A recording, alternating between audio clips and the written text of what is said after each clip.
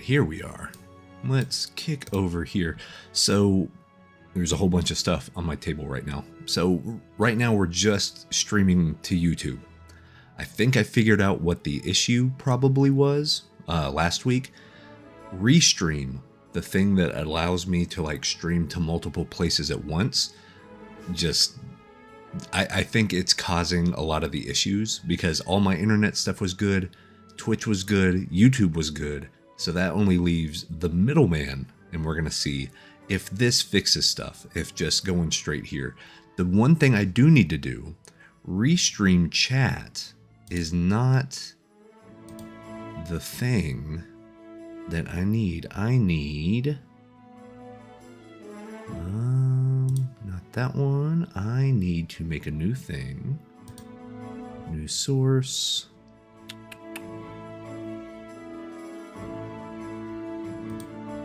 Maybe that one? Let me add a new source instead.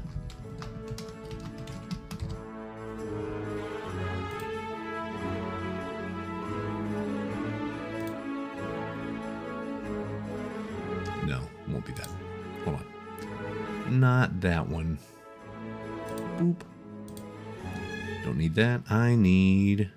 because technically it is a browser source, but it's a pop-up. So I need it to be a window capture.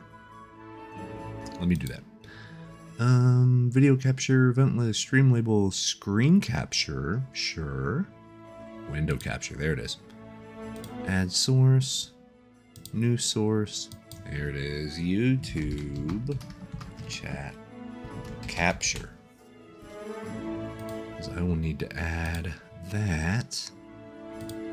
There it is. Done. Then, if I bring this like so, and if the magic can actually happen where I can go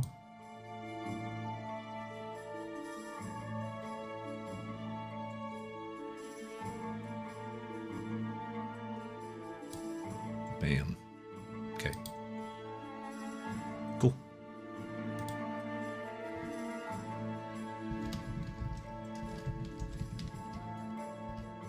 Okay, cool. Just need to make sure all the ratio and the look of it looked right. Okay, cool. So basically I just have it behind the graphic and then it should cut out pretty well. Okay, cool. Yes. So we have our iPad out. We're going to be doing some iPad sketching. And Brent, it's funny, you're kind of going through the thing I had been going through for the past like month or so. And I'm on the other side of the hump now. So we'll talk about it during the stream.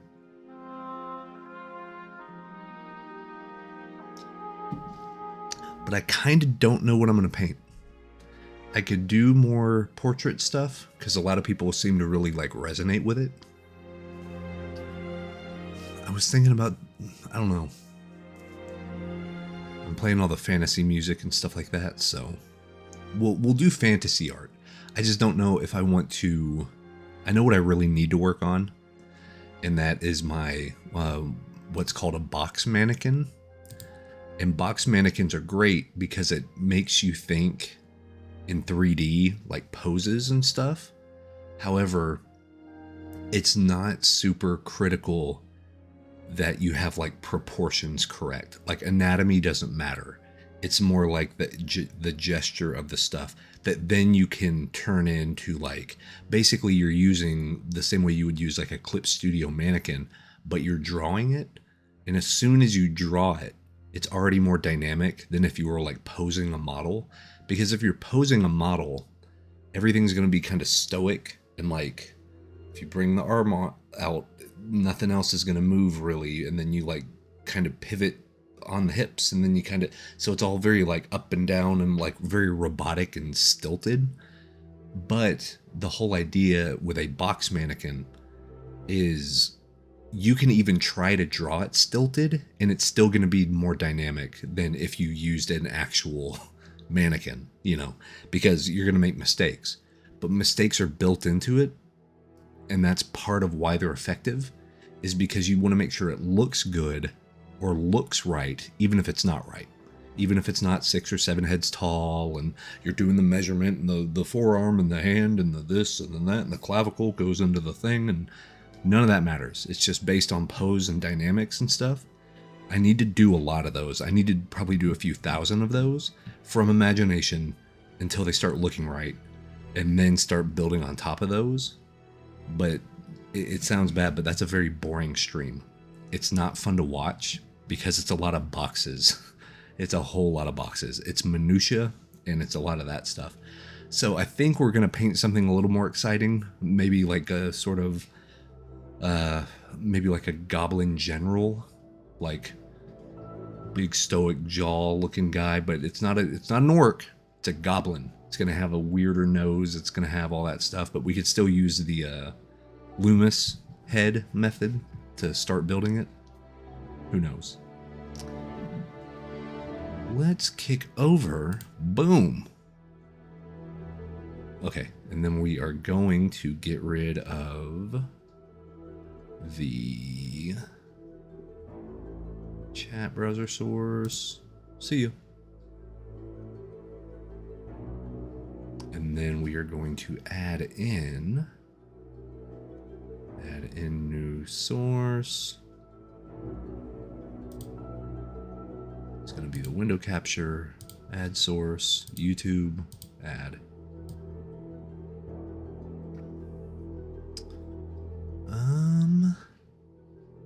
Here's what I'll do. Well, might mess it up on the other one too.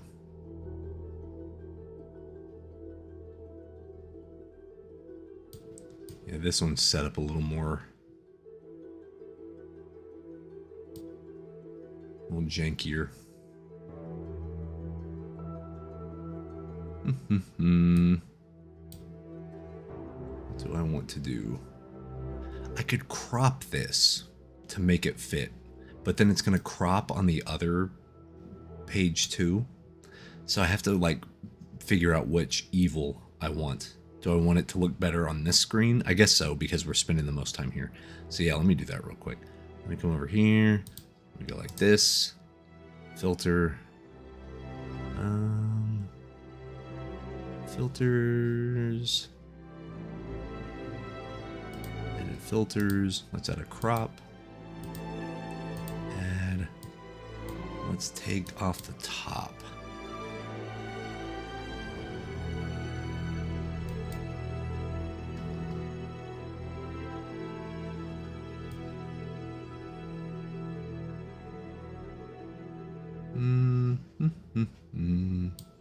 Let's do a little bit more.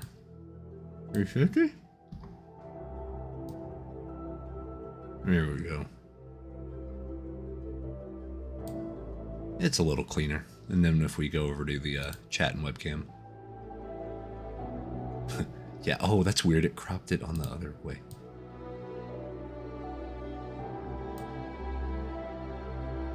Browser source. No, don't need that. Let me get rid of that one.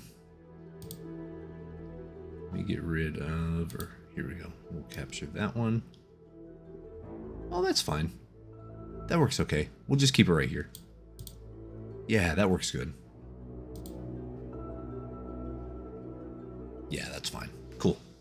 Cool. All right, I'm going to put on my headphones.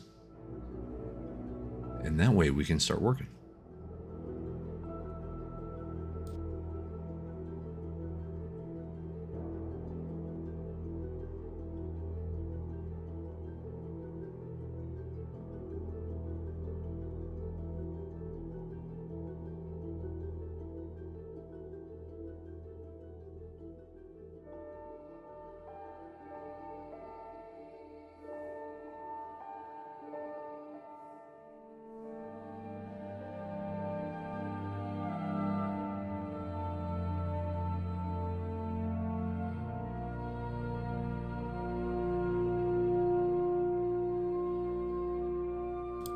Here we go. If you guys could see how much crap is on my desk, it is like, it's ridiculous. Ridiculous. Okay.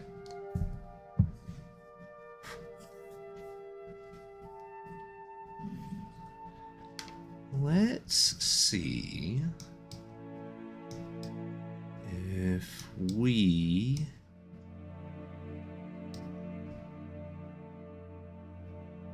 can get started on something.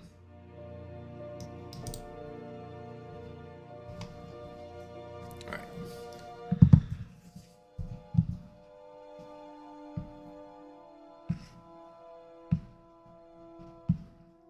We'll do proper sketching here.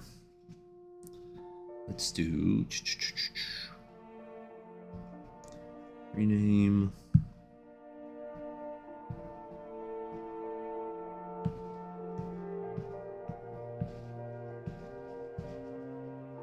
Okay. Of course, change this to multiply. Up top. Cool. Now, let's get drawn.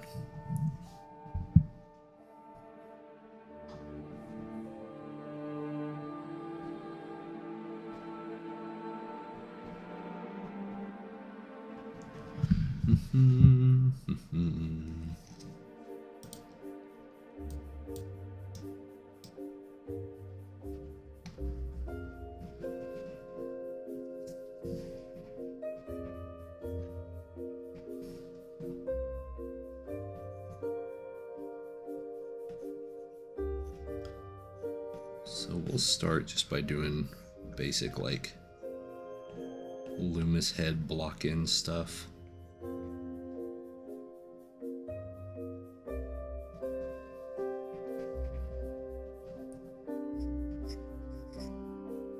See, and this is like, this dude's face is kind of looking up a little bit.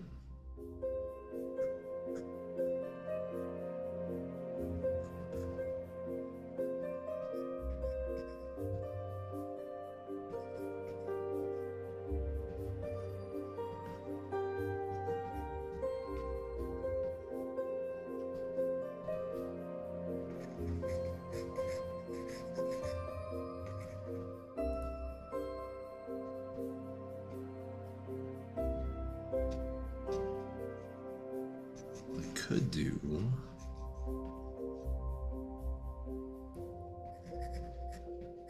This guy could be like a soldier, like an archer or something. Just trying to think. I've been a big fan of like cowls and hoods and stuff lately, because I think it's a fun way to kind of mess with angles on the face. Here we go. Move the mic a little closer. Kind of mess with that stuff on the face a little bit. Let's block in. So if this is eyebrow, brow line.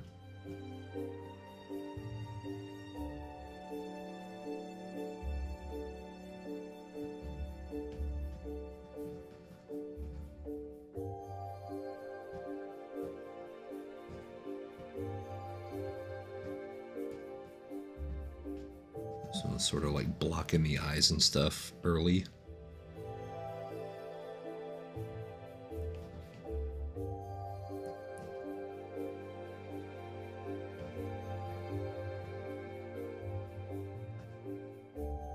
Just really the shapes more than anything I'm not too worried about.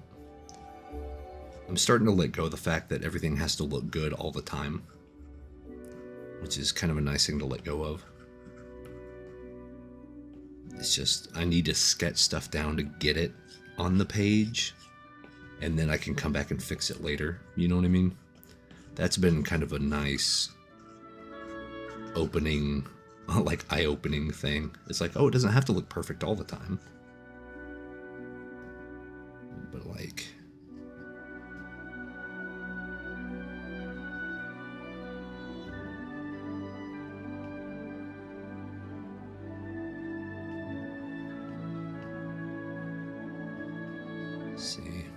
see that angle's off on the lips.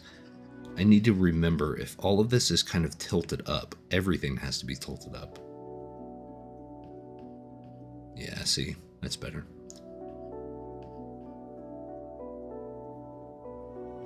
Because this, we are actually seeing kind of underneath the chin, right?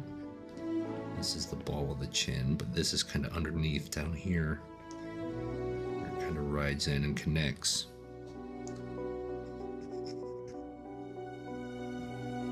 Like, especially with like charcoal-y type stuff, we can kind of fill in the shadows. This one's going to be bigger on shadow stuff to get everything looking how it needs to look, I think.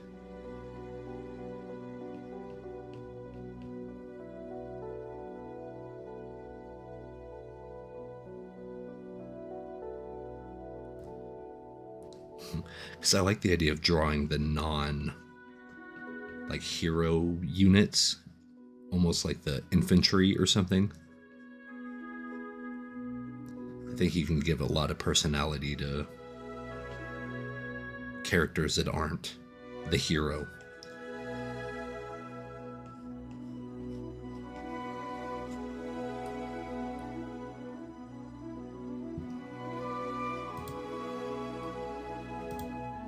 Oh yeah, like first edition? Yeah, dude, first edition is great. There we go. Yeah, those first edition guys, like there were no rules. There was no established, here's a way to do things, here's the expectation of clients and stuff. Like, no, they just needed artwork to get a game off the ground. You know what I mean? Like, it wasn't one of those that we're going to scour talent pools and we're going to... It's like, no, the people making the game, you know, Gary Gygax and the whole crew are like, who do we know that can draw? And that's who they hired. And that was it. There's no other thing. There's nothing else to it, you know.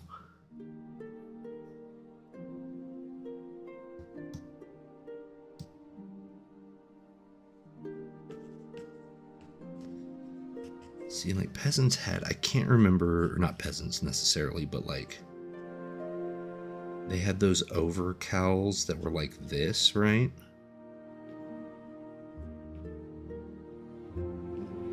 And like had whatever these are called, I can't remember, and they each had like studs right here. You know?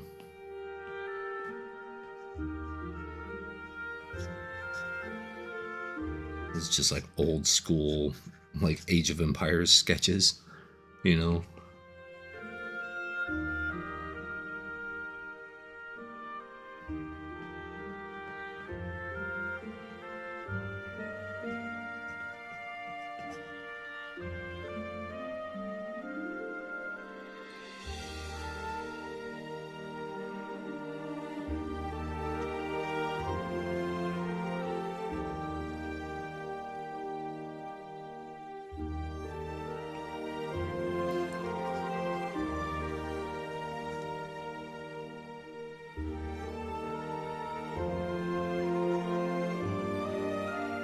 Get rid of that one. That doesn't need to be that big. Right now we're just kind of winging it. So this is like a cap. I don't know if that reads well yet, but it's like one of those little squire caps.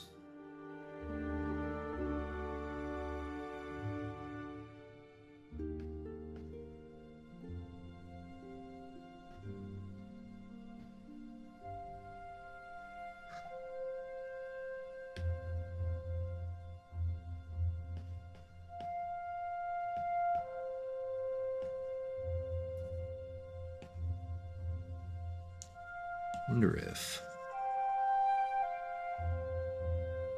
kind of coming through here and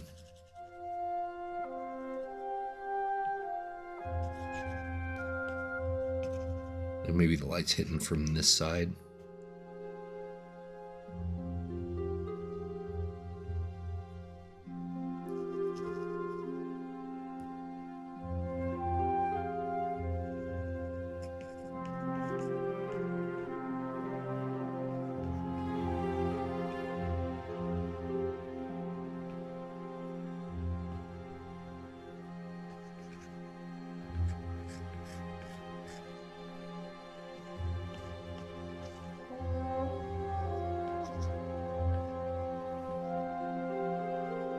And like those poofy shirts, right? They're kind of like quilted almost.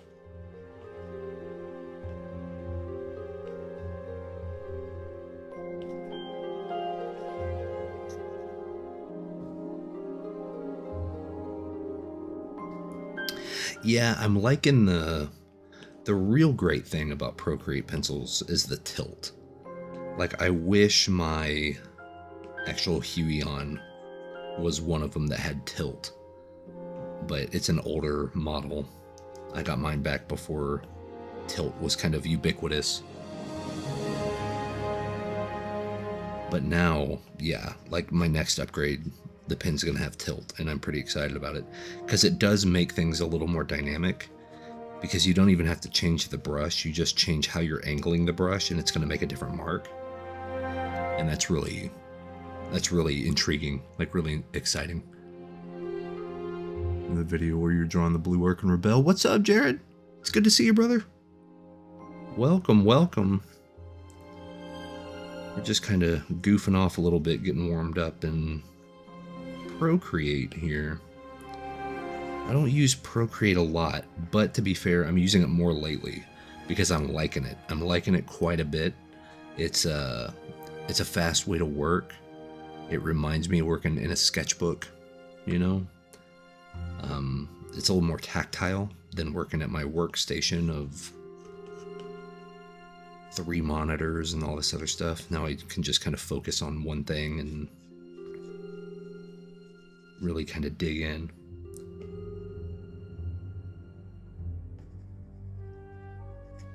Probably gonna maybe move on to something else here in a second. I mean, this is one of those, like, yeah, it's a fine little idea, but I don't know how far we could really push this. So, like, if he had his, you know, quills and that stuff.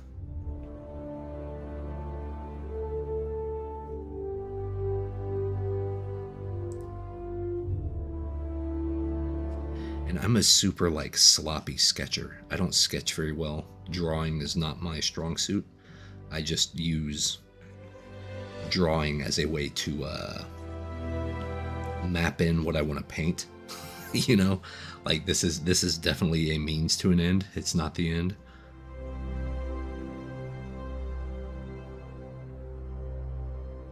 Yeah, right now this face has no structure to it, so it's like he's wearing a Michael Myers mask or something.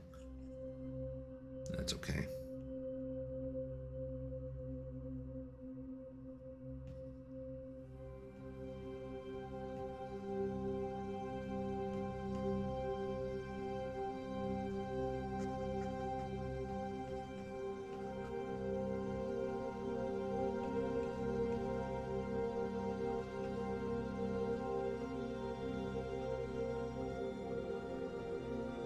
And like, if I came under here and just sped this part up a little bit, well,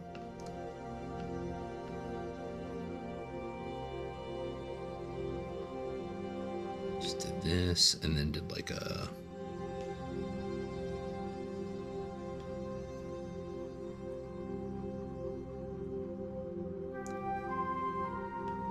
there we go. This is the one I want. Give me hard round texture. Give me my mid-tone.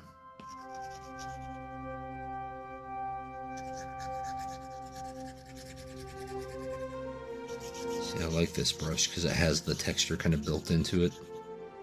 This is actually my Photoshop brush. My hard round with texture, but... And I found out this neat little... kind of a cheater's way to shade. Just come in with a pure mid-tone. Then what we can do is we can actually, it's almost like inking in a way. We can get us something close to black. Then if I lower this,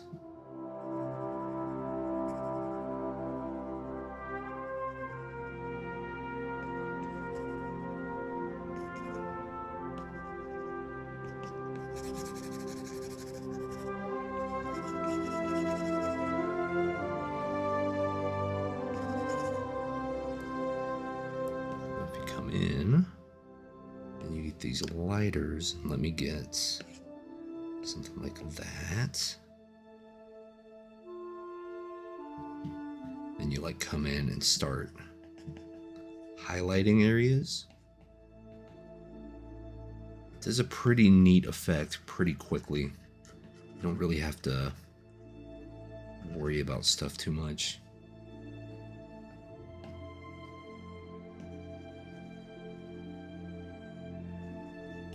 You know, you just start putting detail stuff on here. Doesn't have to look right, not yet.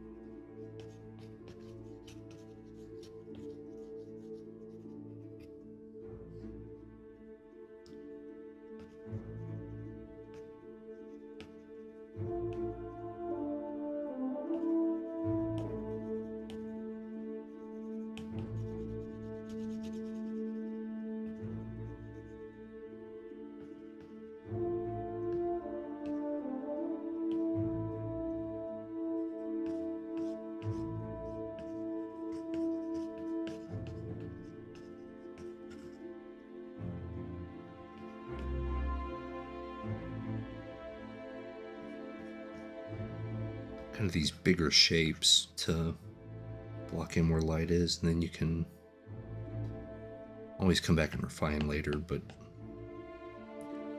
you know, and then like color pick that dark, smooth that around,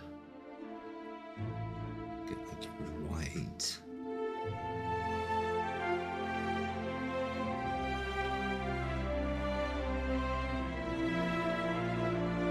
Telling you, these little key highlights just worth their weight in gold. And that's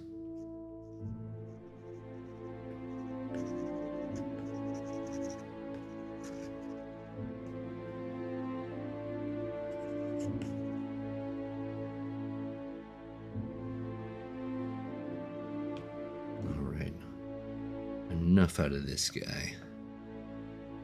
Let's do something else. Let's do something else.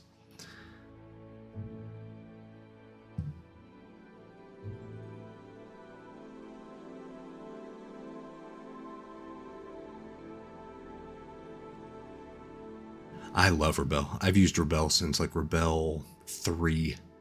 And I've been a beta tester for them since like Rebel 5. I love it. It is getting better and better and better. And I'm hoping with, you know, they made, I think it's official that they made the announcement that Rebel 8 is coming next year. But I'll be on the beta test for that too.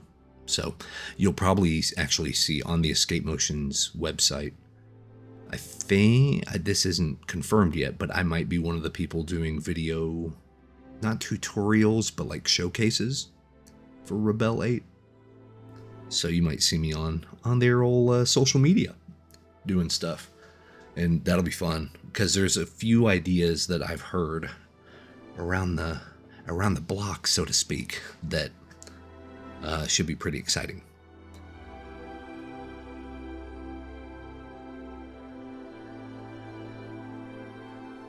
So I think Rebel is much easier to get into, and I think Rebel is going to get you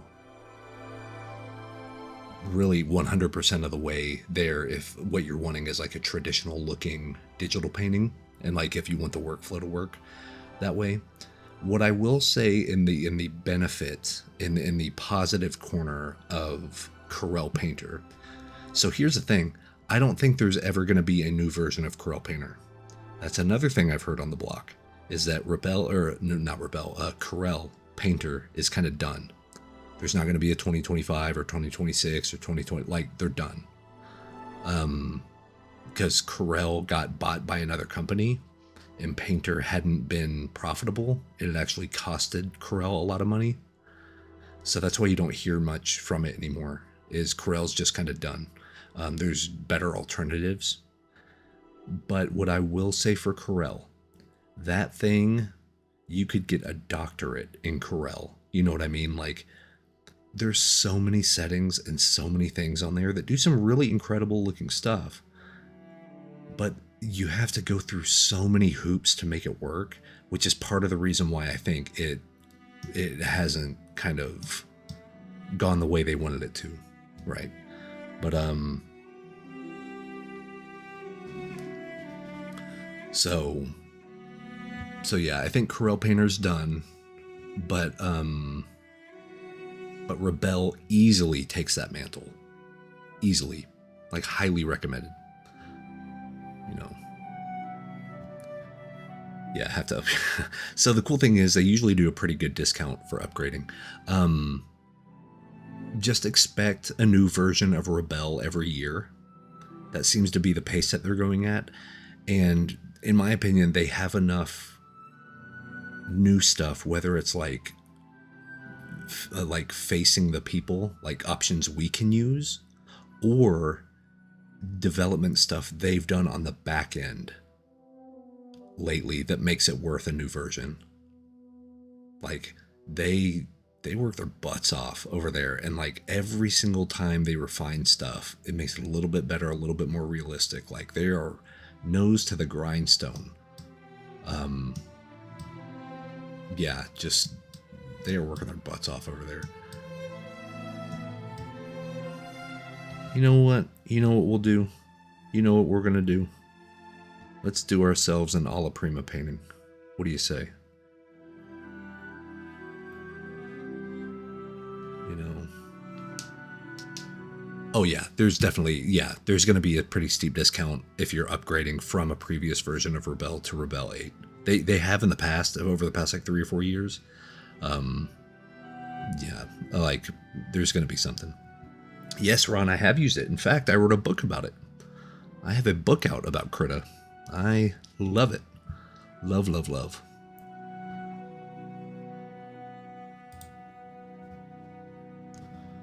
So...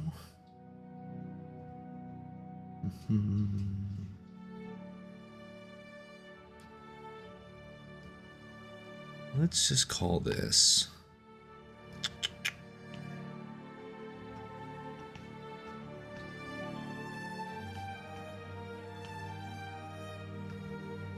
not all's prima. What the heck? Rename. Gotta be out of your mind. All's prima. That doesn't even make sense. What kind of Latin are you?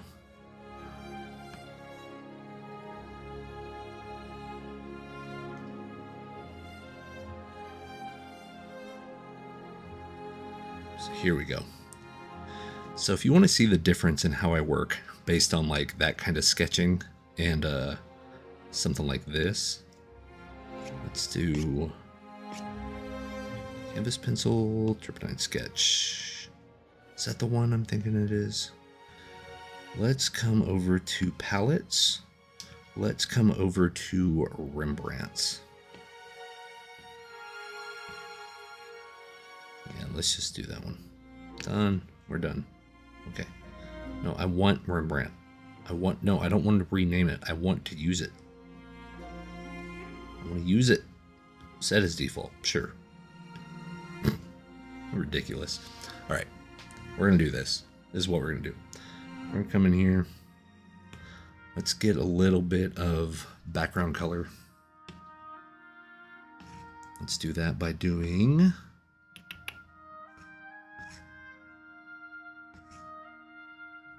well, canvas, flat. I want turpentine flat, maybe? Yes. Okay. And these are the Max Packs oils, which are out freaking standing. Super good. So we're going to do this.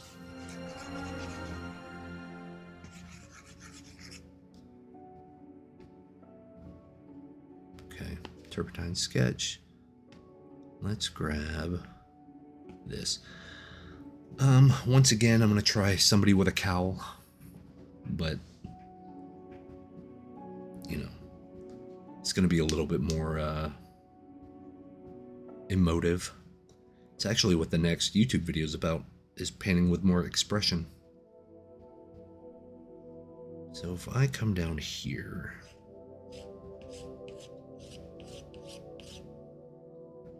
let me do this.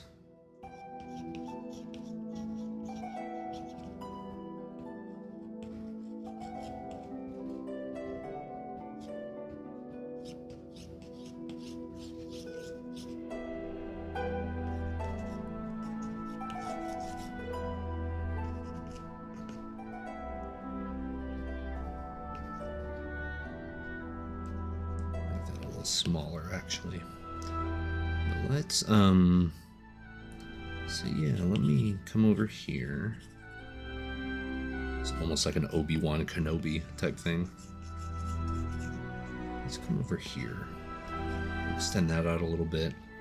Let's bring that face back down a little more.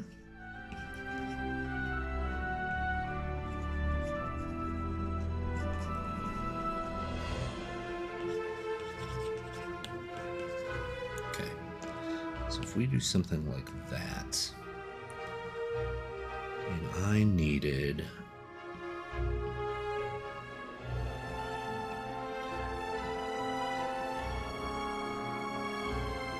this is kind of how I block in shapes on a canvas. This is actually how I sort of did that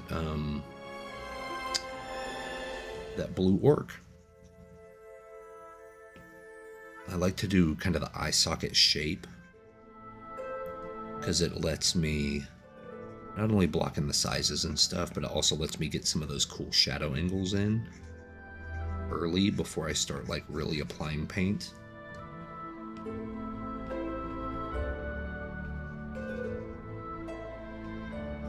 It's really like shape based more than anything. That's going to be one of the key topics of the YouTube video. It's like, this is really based on shapes more so than it is on features or details or anything like that. So if we do that, and then let's say the hair lines up here, but it's blocked by the cowl, then that's where eyebrow line is. Boom, boom, boom, boom. Right here, maybe? We can bring in upside down triangle, shadow the nose, another triangle here, where the, oh, other way. Did it the wrong way. There we go. I guess kind of a diamond shape's fine. And I'm going to come and correct this stuff, especially once we start adding paint to it. Like, then we can do that cheekbone right there. Right. This is how I learned how to oil paint back in college. Is basically, if you can get the shapes here looking interesting, the rest of it looks interesting too.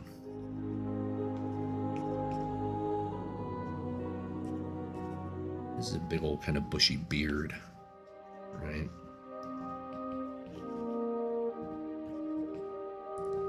So if we do something like that, we can bring this up, and the cow would actually come like way up here. And then just this would be under shadow, right? And this sort of comes out and around, and not quite, maybe like that.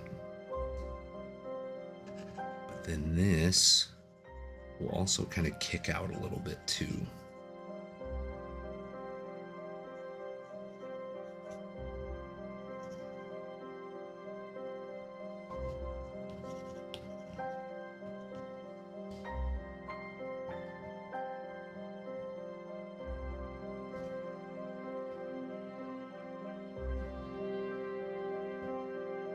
Oh yeah, I know Lane. Lane's fantastic.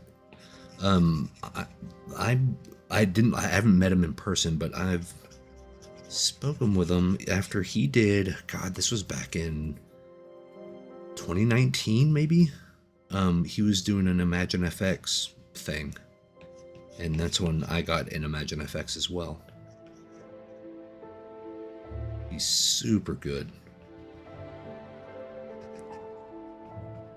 One of his tutorials actually kind of talks about this method, sort of what I'm doing right now. Basically, it's a version, it's an old technique called notan, which is where you just use shapes and you use pure black and pure white. And all of your decisions are kind of made there, you know.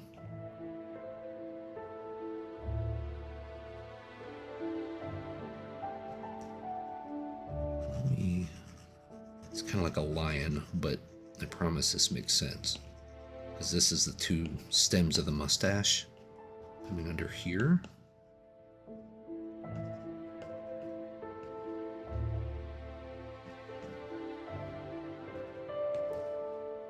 Let's see, like this.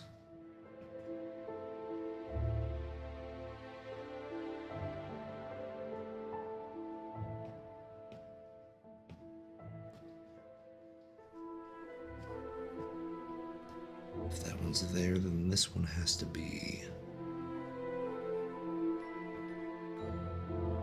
maybe right there. No, I don't need to. I'm still too early. I shouldn't actually get into any of this stuff yet.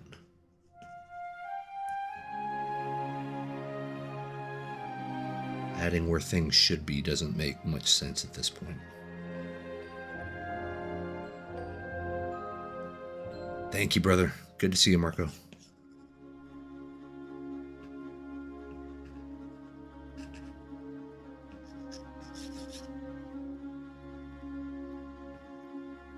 We do something like this.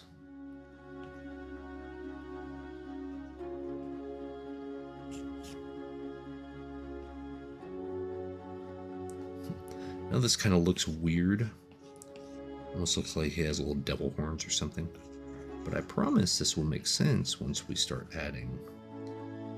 Let me... Actually, what I have to do... See, this is the part I'm not great at with Procreate, is I can't remember where... Okay, here we go. Where things are.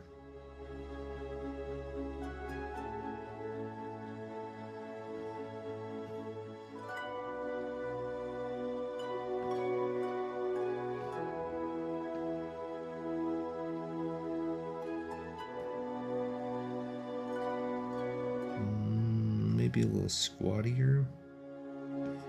Something like that. Okay. And see, this is all a prima, so this is one layer, man. We're just doing one layer. Let's come up over here. I'm gonna do that turpentine flat again. Some of that, extend that back out. Cool. We're gonna get turpentine sketch, get that darker again. The nice thing is, it doesn't have to be the same exact color. In fact, if you want to go for a more traditional looking piece, making sure you don't pick the same color is actually kind of more important. Because every time you go to mix paint, every time you go to like go back to the palette and whatever, you're going to get a slightly different consistency and a slightly different, you know, amount of paint and the hue and saturation and all that stuff. Something that happens with digital a lot is people are too exact with it, and it makes it look quote unquote fake. It makes it look not as tactile. Because everything's, you pick the perfect color down to the like hex code. You know what I mean? Like it's such a specific thing that it doesn't leave room for interpretation really. But doing stuff like this to where you kind of pick from the same palette, but it doesn't matter if it's the same exact color or hue or value or whatever. You actually give yourself a lot of wiggle room to to kind of play around and mess around. So that cow should actually maybe come over here, and then his beard. The beard's going to be exciting because I'm going to do that kind of in gray, like white and gray and stuff, and the rest of this is going to be in a lot of browns and ochres and yellows and all that stuff.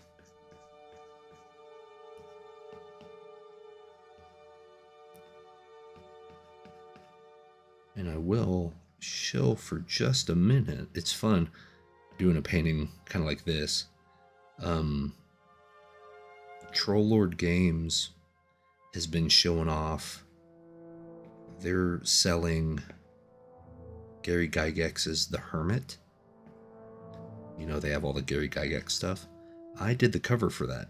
So all that marketing stuff that you see for it, of like The Hermit, that's my painting. So it's fun that I'm kind of like painting a hermit right now. It's funny. That was a cool as hell project.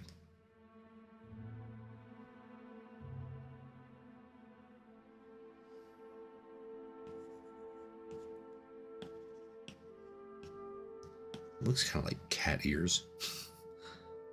I'm gonna get rid of that. Like, there is a reason why that's there. I want it to be kind of a shadow shape, but it'll get there.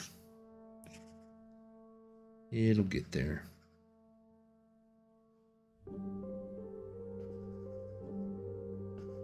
Let's see, that is going to come through here. That's going to be fun to kind of put some shadows and stuff in right there. Kind of give some volume to the beard. And then have it wisp around and... Alright. I think that's going to be a lost edge right here. Lost edge. Lost edge.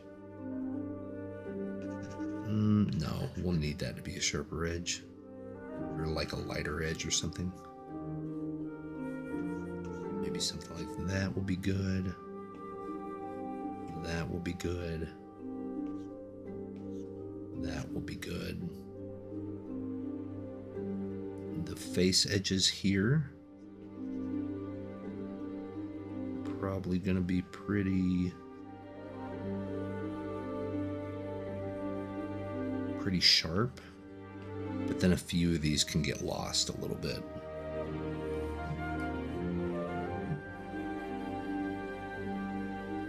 Hey, so this is Guild Wars 2. Let me see which one. Guild Wars 2. Oh, it's the Guild Wars 2 Mega Mix.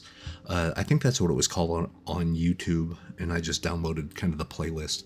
But I have the Path of Fire, Heart of Thorns, and the standard, like, Guild Wars 2. Just the original, I guess, vanilla, if you want to call it that, soundtrack as well. So this is kind of a mega mix. This is about 2 hours and 20 minutes, I think. 2 hours and 17 minutes. So if you find that one on YouTube, that's kind of what this is. It's nice. A lot of video game soundtracks, a lot of like fantasy games, as long as they're not made by like super famous composer like Jeremy Soule or somebody, you know, they're usually not copywritten. And it's usually part, especially with like massively multiplayer games, they want you to use their music. So they're not gonna like copyright strike you or anything, which is kind of nice, you know. Being able to play, you know, Blizzard game music and like, you know, NCSoft music and stuff is really nice because they do incredible work.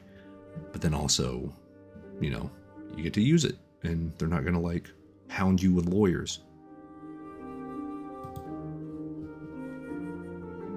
So if we have this, and that comes down as well. I mean, that's gonna scoop out a little more.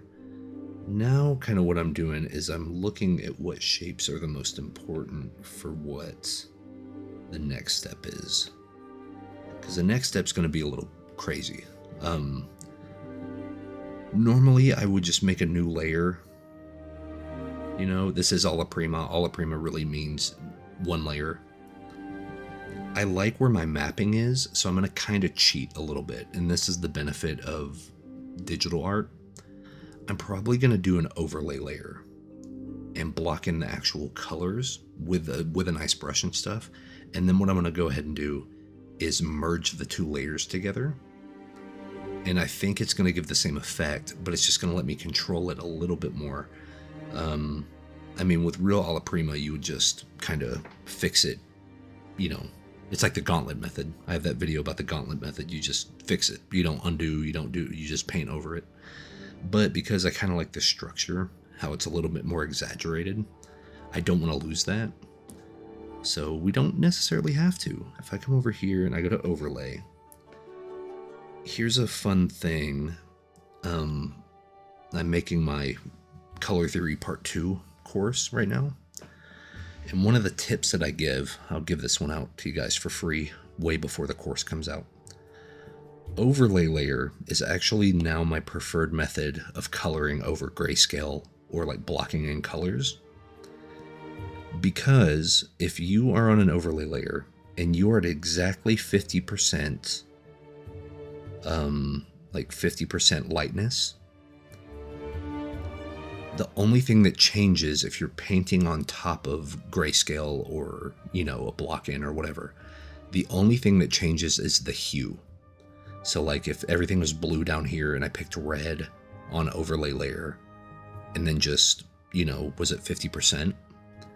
It would just change that blue over to a red. It wouldn't mess with the value. It wouldn't mess with anything. But what overlay does do, if you go lighter than 50%, the color is lighter. If you go darker, it almost acts like a multiply layer.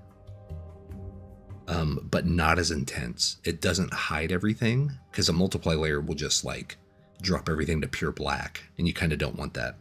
So I'll show you what I mean by basically I definitely know I'm going to block in the face stuff lighter, and then I'm going to do even like the midtone. Let me put in the midtones first. So let me come in here and let me grab a midtone and let me grab, let's do thick oil flat. And I'm just going to block in this midtone. Actually, I need it more brown maybe. Need a little darker.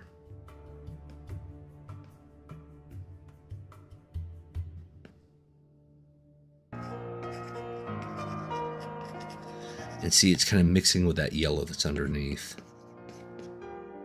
which is going to give us a nice... You can see what it's doing with the line art. You kind of see how it's bringing that in a little bit and kind of giving it that nice little punch. So let's actually do that. Let's come over all of our lines and make them a little more sporadically, have a little bit more random color on them. And if I come here...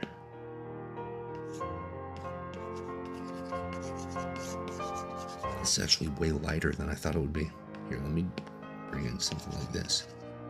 Wow, that's way lighter because it's mixing with that yellow. So it's actually giving me a little bit different of a result than I was anticipating. Which is still nice. This will still allow me some fun stuff. So even if I come here and I'm like here, and I go boom, see that? See how much lighter that is? So I can still kind of block in stuff. I just need a dark. That's the thing, though. This is going to be there. And then this is going to be very light right through here.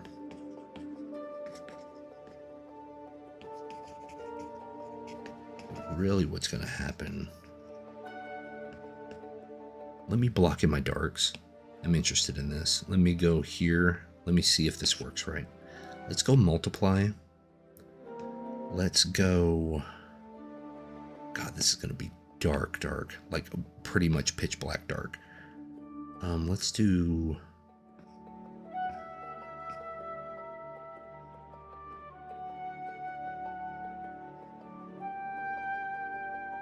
See what thick oil canvas is.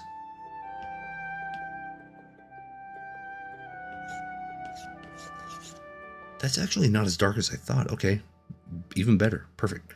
Okay, wait, or is it on multiply? It is on multiply. Let's do a flat brush. Let's put in... Oh yeah, this is gonna look great. That's better than I could have imagined. Yeah, there it is. That's what I needed. Make this look like an oil painting, man, for sure. But see how it's kind of hiding some of those details now?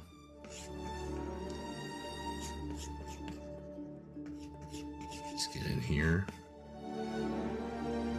Let's do some of these. Very dry oil. God, that is dry. Okay. Fine oil, fine. Clean oil, flat. Let's do it.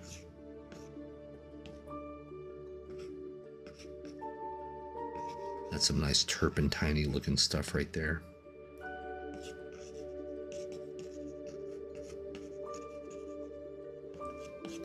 Give us some interesting brush strokes, right?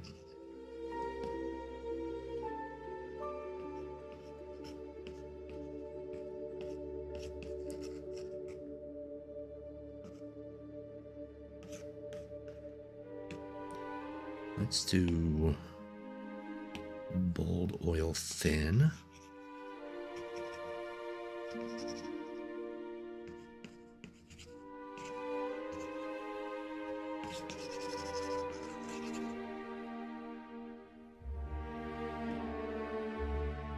Heavy oil smooth.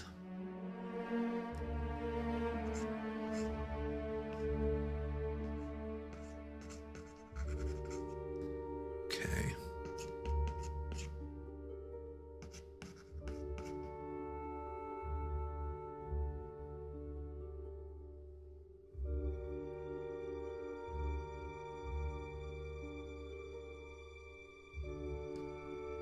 Let's come in here. So the nice thing is this gets a little messy. But that's sort of the point. It's fine to start bigger and messier and kind of work into it, right? So if we have something like that.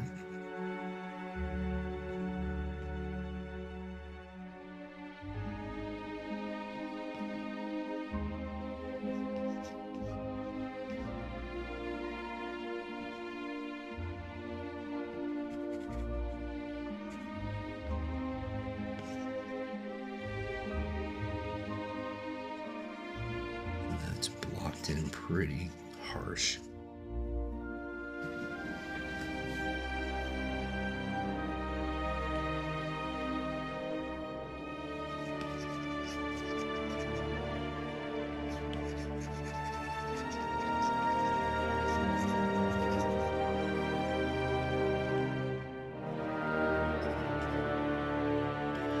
See, I do like painting like this quite a bit. I just wish there were companies that would hire for it. You know what I mean? But there's not. Sad day. Sad day.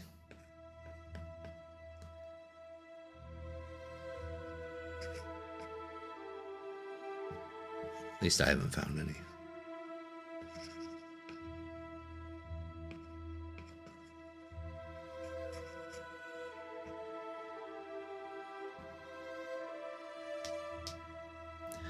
See, this it's funny. So you say you get nervous whenever the chaos is starting to come in.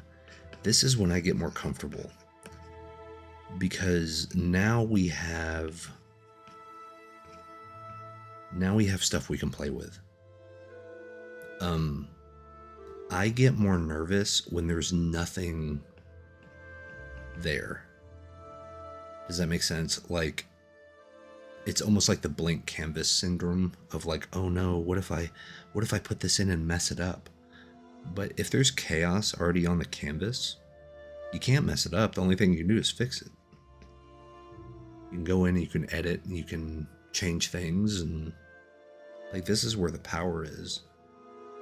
Because now you get to be Yeah, the person that controls it, you know? So this is multiply. So see how I'm going relatively dark here? If I grab, let's say, this, which is more of like an ochre color, and I lighten it, even on multiply, what ends up happening, it's still darker, right? But you can see more of the pigment. And it does this kind of nice blend in with what you have. You just have to remember that multiply is always going to be darker, no matter what. Because literally it's doing the algorithm that has to like take what math you have and multiply it. So you're adding more information and more density. But you can see how it's starting to like meld pretty well and pretty naturally with the stuff next to it. Do you see what I mean? Like, you get these nice little smudges and things like that you can't see anywhere else. Like, you can't really get that anywhere else. But see, you can also use this as like, I'm gonna push this around, I'm gonna push this.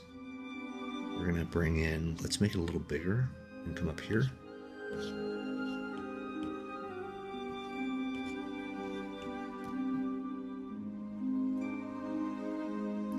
So for me, it is almost 1 in the morning. The adrenaline pumps, it gets those hands shaking. Hey, that's good though. Like, I'm with you. I totally, like, it makes it exciting. It makes it worth doing, I think. It's just so much fun. Like, because that's the thing. I'm realizing that if I don't have fun, you know, I'm not, it ain't for me.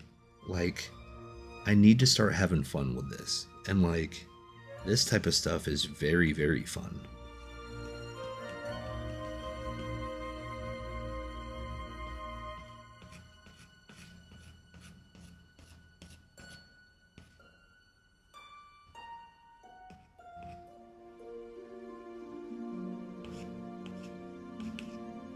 Little hits of light.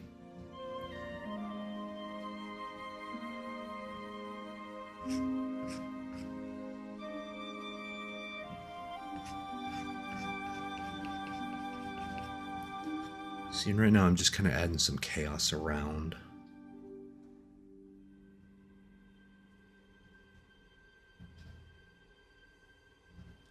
So we have this, right? And this is a pretty decent little underpainting. So here's what's crazy. If I do this, here's another thing I don't know much about with Procreate. Don't I do like, how can I select all of them? Because there's a way to blend the layers to where you're blending them based on what you see, not what the math is. Because if I did this, if I went, you know, merge down, see what I mean? It goes away. So if I do like combine down,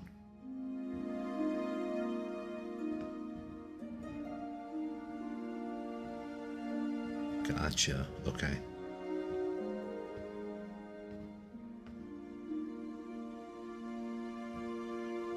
So that's all just grouped though. It still didn't, so I guess you can, yeah, I guess you can merge the group. Is that right? Is that what it is? Merge down? No, see?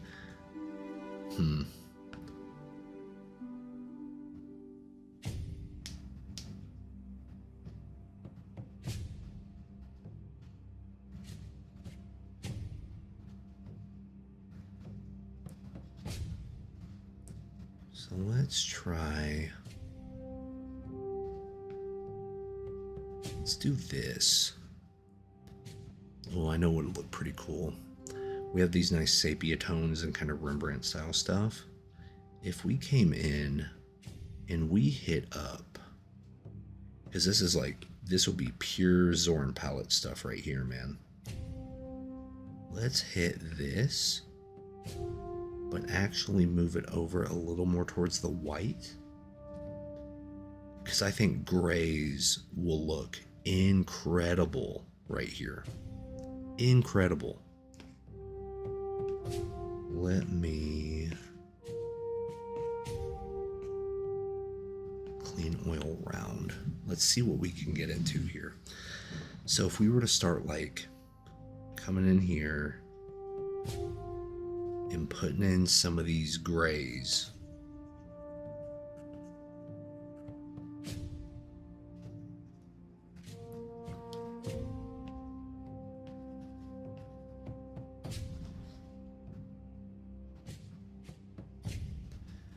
Start getting a little bit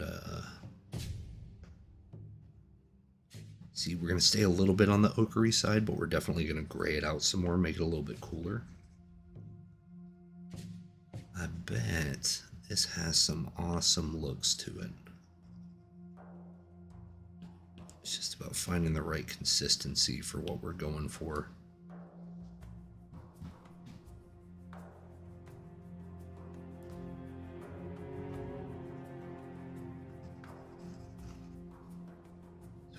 This.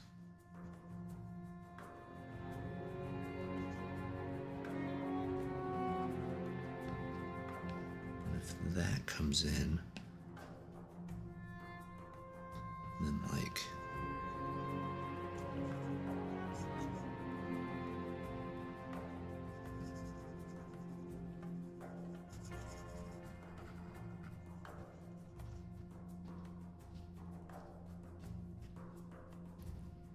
I am still convinced that gray is the best color on earth for painting because it works no matter what you need.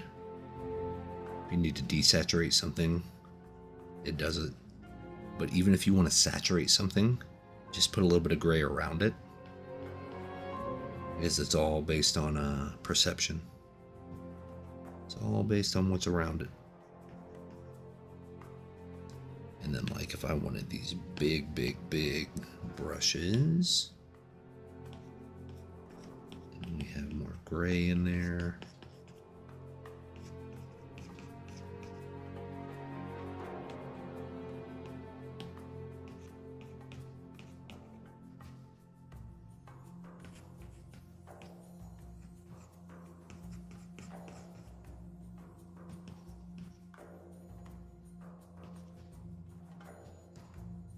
We just bring this stuff in.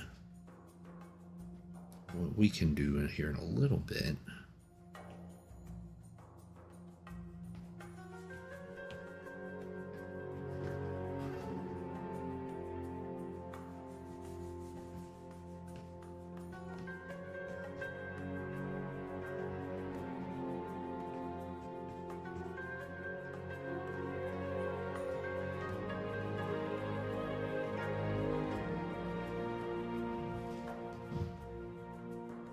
All right, Jared, thanks so much, man. Have a good night. Appreciate you.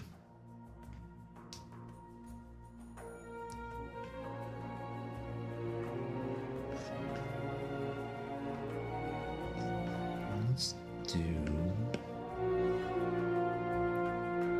It's funny, if you really want to be kind of like stunned at how much of a difference it makes, we pick that and then just come right over here.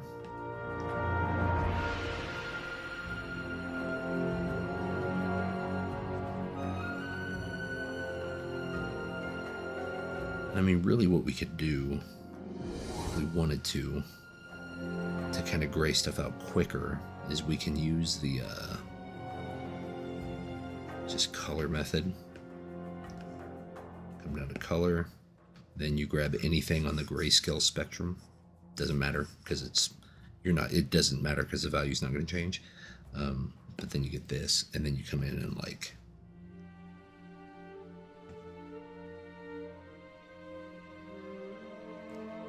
something like that.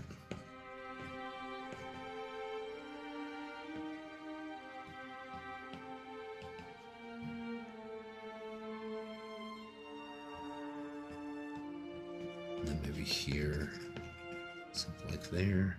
So this is almost like a stain that you're putting over it. You can hit up other random spots too.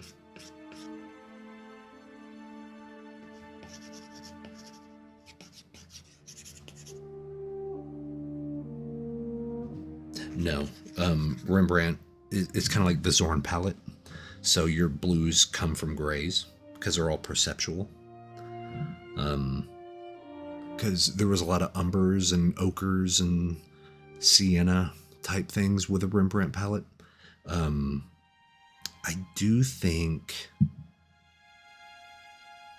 there was a blue that started becoming more prolific, like at the end of near the end of his life.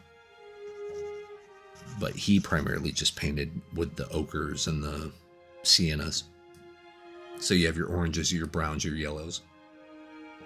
But then whenever you're using, titanium white, or I guess lead white then, and then using like an ivory black or even like a Payne's gray, it's very cool comparatively.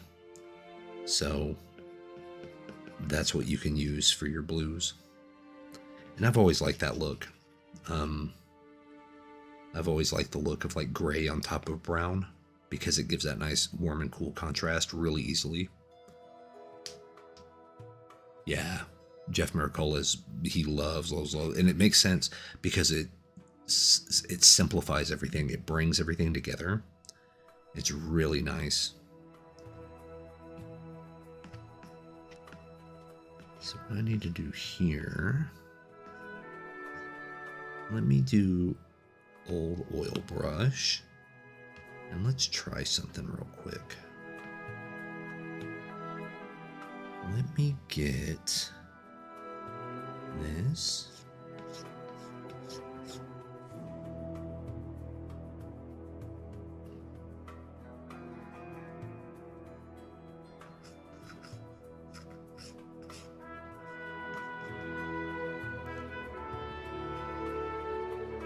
Let me grab some of these.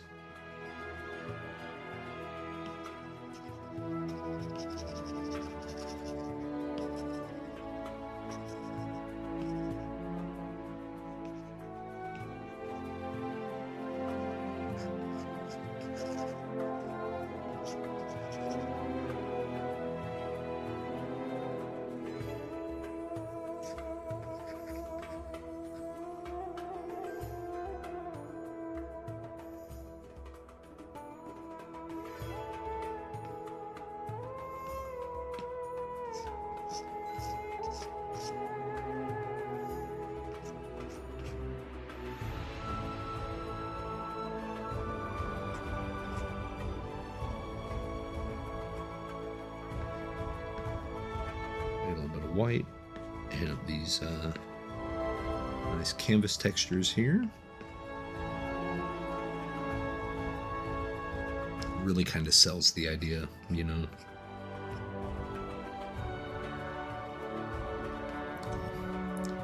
So we get some of these. All right, so now what I want to do,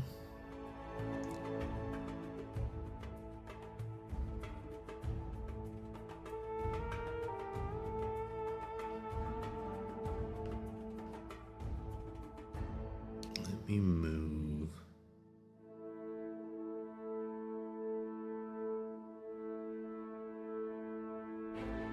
I don't want a new group within the new group.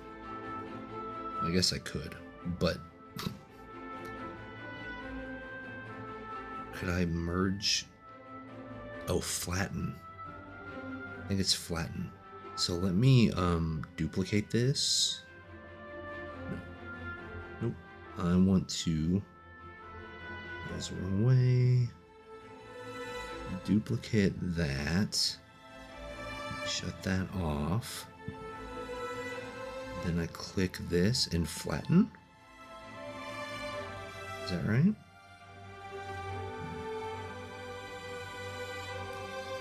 So see, it took a lot of kind of the subtlety out of it.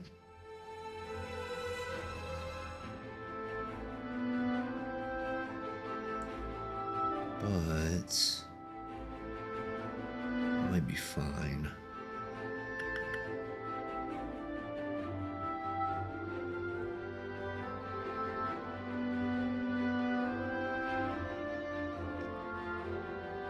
Yeah, that might be fine for what we're doing. Okay. So if we have this, and then what I'm going to do is I'm going to come in and I'm going to get a slightly different brush pack that's sort of a mix between the really rough max packs, but then also something that we can control a little better. There's drawing, there's on canvas.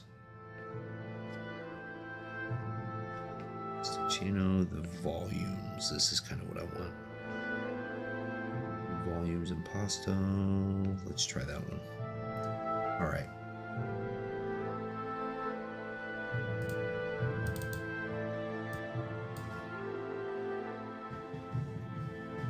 Yeah. This is kind of where my comfort limit goes with Procreate, but I think the only real way to get better at using it is going to be, like using it. So this is essentially the underpainting now. And now, depending on how detailed I wanted to get, I could come in and start like refining shapes.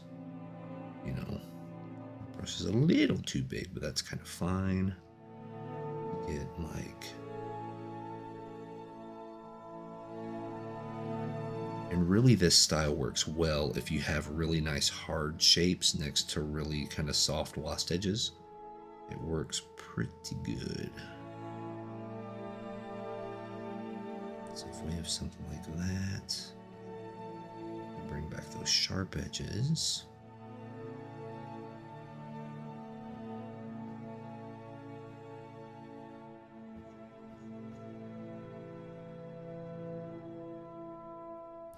That.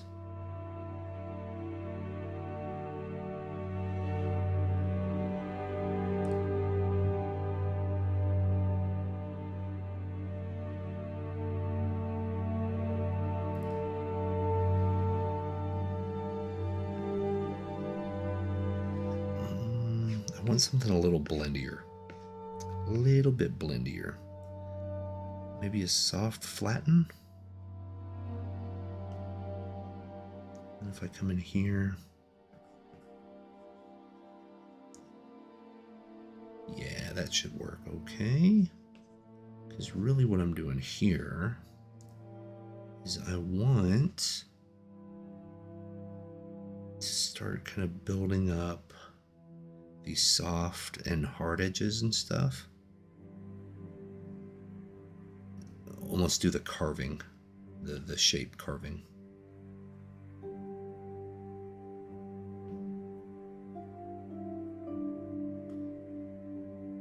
This.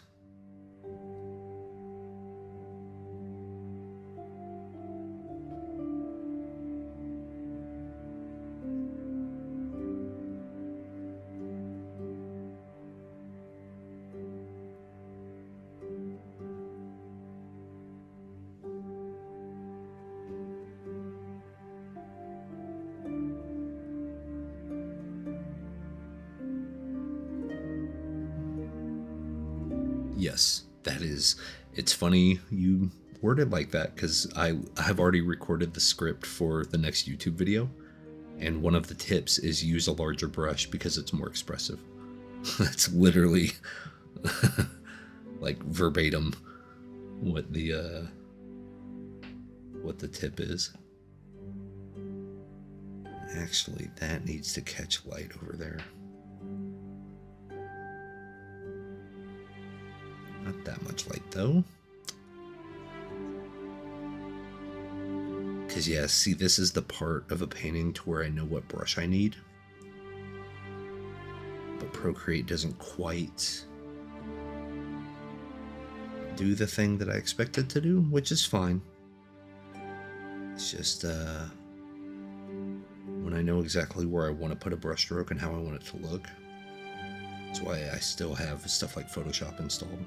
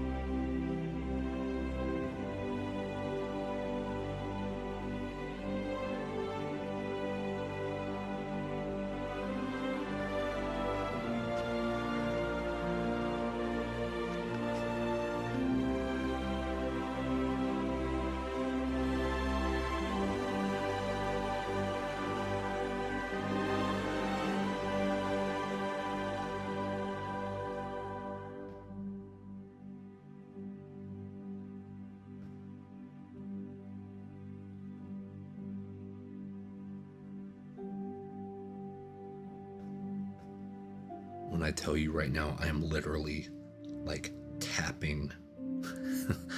I'm not putting any pressure on the pen at all. Because I feel like I need like little bits of stuff, but not enough to change too much. Because all I'm really doing is kind of softening what's around here.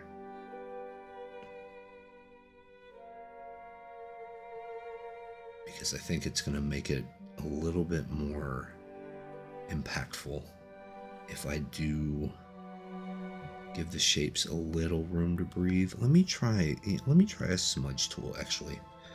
Let me grab the smudges here. Dry oil smudge, is that what I want? Let's see if that's what I want.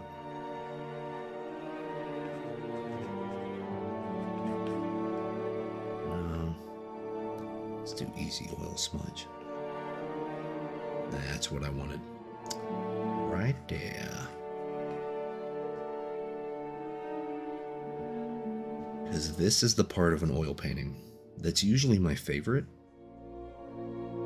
because you get to come in with like a fan brush or something and either soften edges or lose edges. And that is where a ton of your impact comes from. So when I say stuff like edge control, this is what I mean. Because you want the viewer to look exactly where you want them to. You know what I mean? So like this type of stuff is where you can draw the eye based on texture and how intense is the edge, where the color's going, and where the brush strokes going up off the canvas, and you know what I mean? Like, this is where a lot of your creative bandwidth can come in.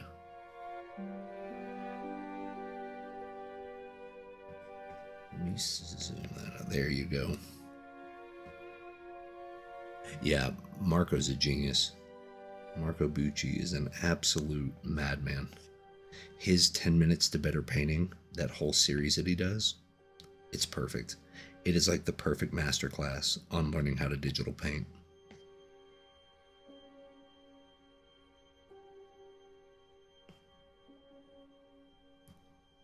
We have this. I could probably darken around the eyes a little more. I think pulling that down actually works okay.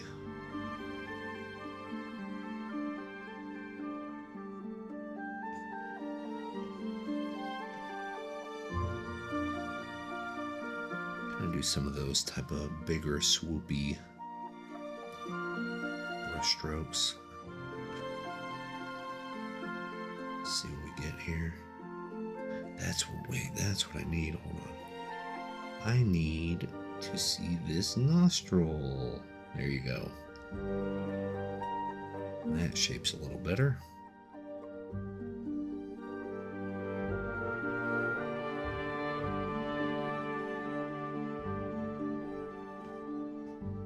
I always love doing this type of work because there's no pressure in it.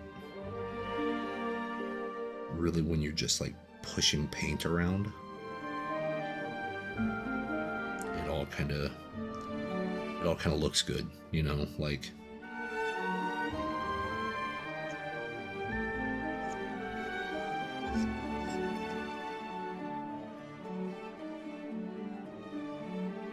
yeah.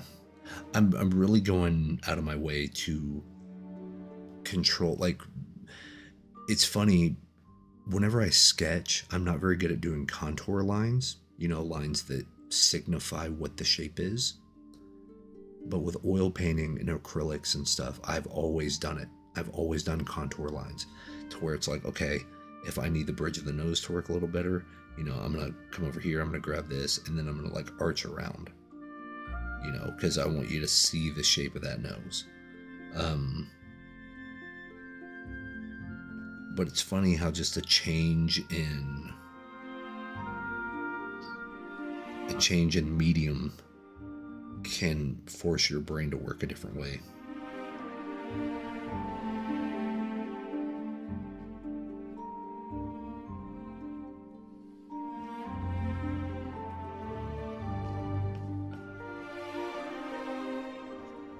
And then what's nice is we can grab this.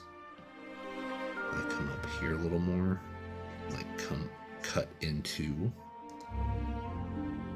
You can still draw the eye that way.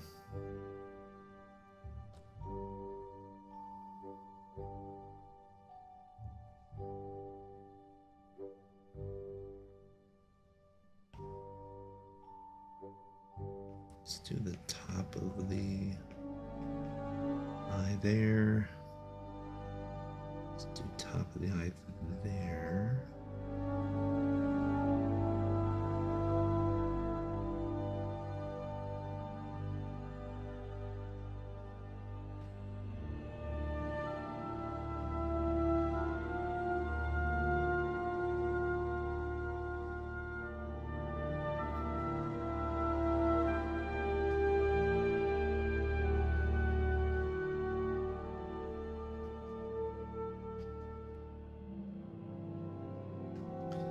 If I want to come this way,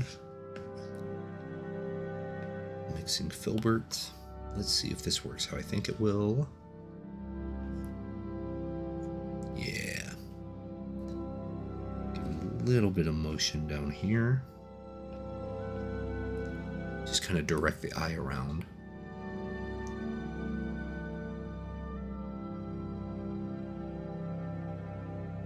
There we go. And then let's do this one and go. Boop. Grab that.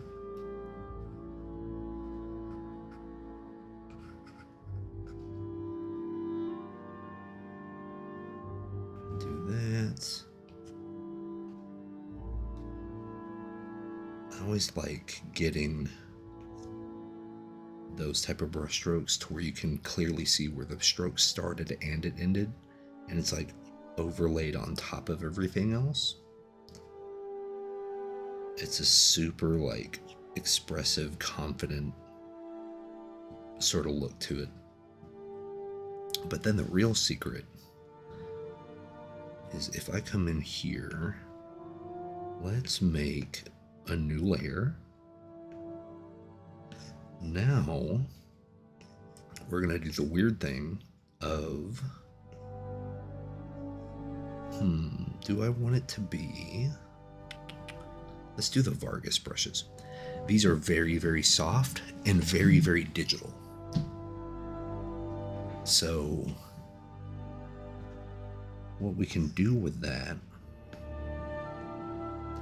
is we can use these to render. And by render, I mean like do our subtle dark shifts, subtle light shifts.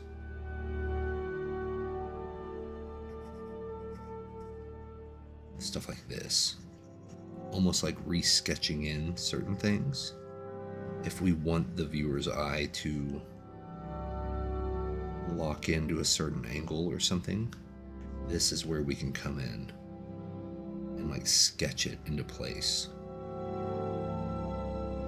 And it's funny, just because we use the palette, it still looks like a old like Caravaggio or Rembrandt thing, right? Like, it's funny just how using limited color palette and a bunch of browns and a few grays and whites here and there make for some really interesting looks. So it's like right around here, like right around the eyes and this bridge and stuff, I need to like clean this up a little bit, because I think by cleaning this part up, the rest of the brush strokes are really gonna sing. Like they're super, it's gonna paint, they're really gonna pop. Come over here.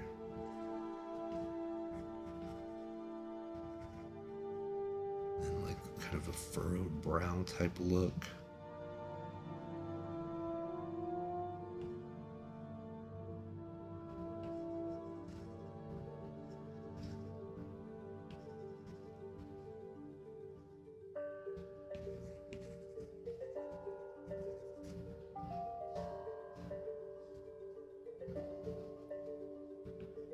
I just think that's so cool.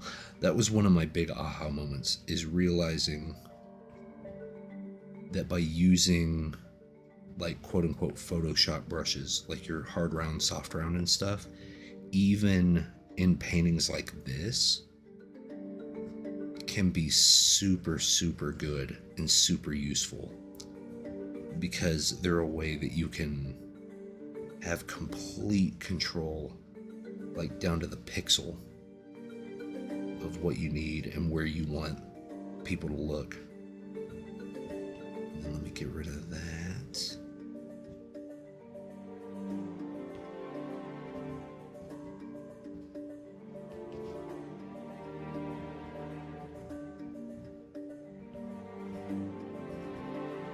Curve that around a little bit more.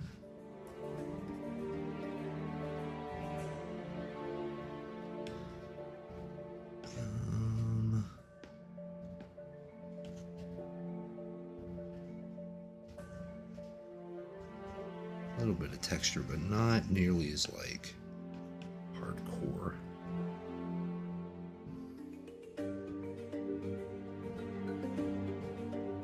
What I can do, you can do the nice little cheat of getting a pure white brush and do your specular highlights with pure white.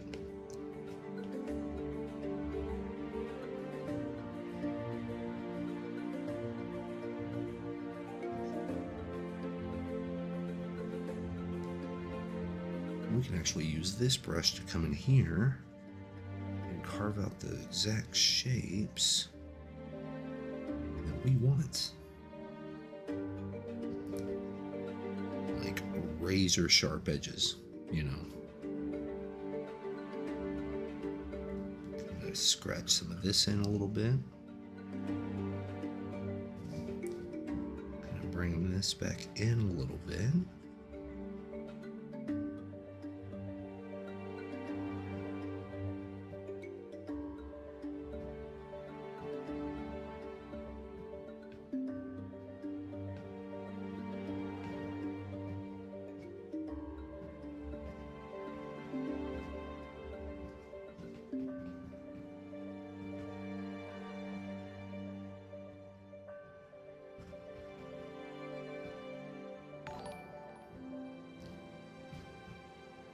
Wafrap, thank you so much for the sub on YouTube.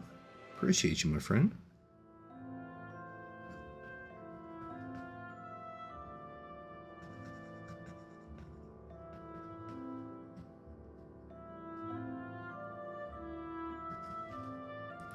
And if I get that a little bit darker, just a hair darker, I'm gonna blend this in. That's why it's so cool to work in kind of your off beiges and browns and sepias and all that stuff, is once you get pure black and pure white, or like something close to it. So I would still argue this is not pure black. Nope. Not pure black, but still very, very dark compared to everything else, you know.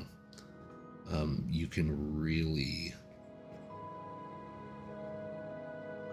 kind of define your value range at that point. And then so if I grab like this color and bring these back up, get this back down,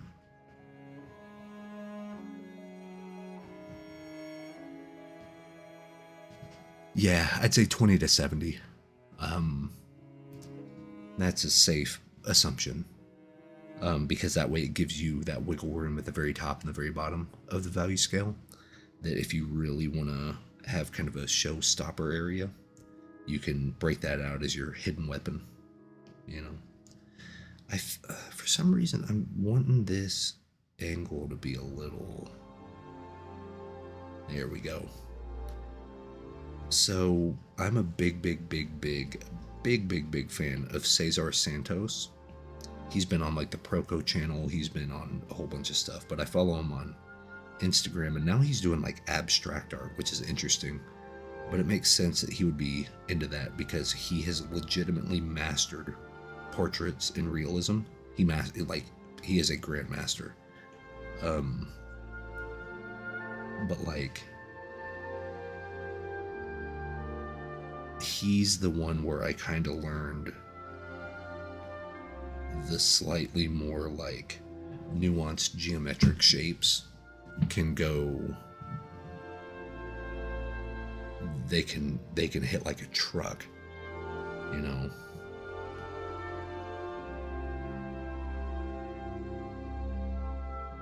So if we have that will bring it down a little bit. There we go.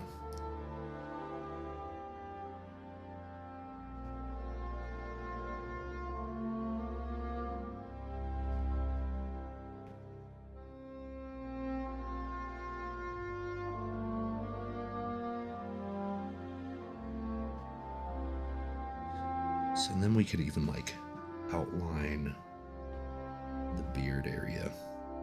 Not all the way, because we need some soft and glossed and hard edges and all that stuff. But if we come in and we like carve a shape, you see what I mean? Carve that shape in there. And once you have a majority of your painting soft edges, soft and lost edges, whenever you bring in an actual hard edge, man, it is worth its weight in gold. See, with the barely touching, it's still a soft edge. But then whenever we grab one of those hard round brushes and really press hard,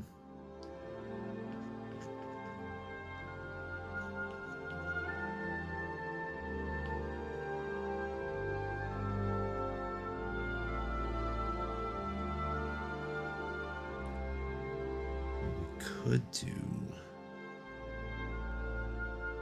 Let me grab, I like that light right here, so I wonder if I can like, what?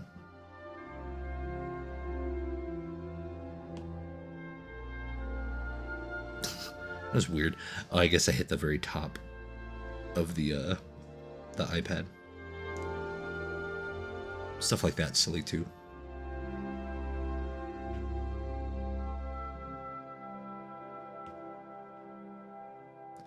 So if we get like that, there we go.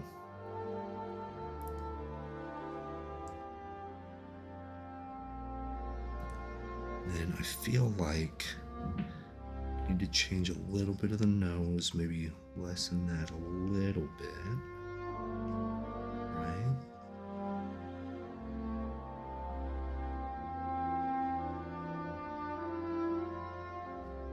And then here,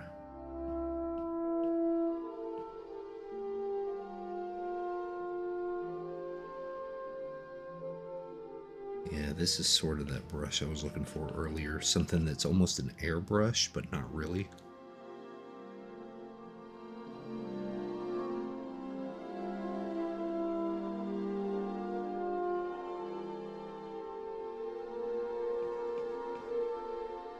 Yeah, the old monk vibes.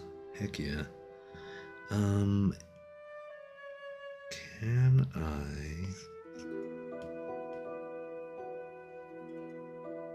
Don't need that.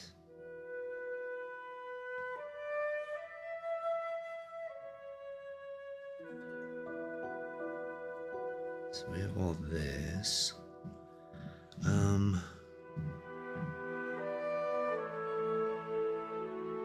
Would it be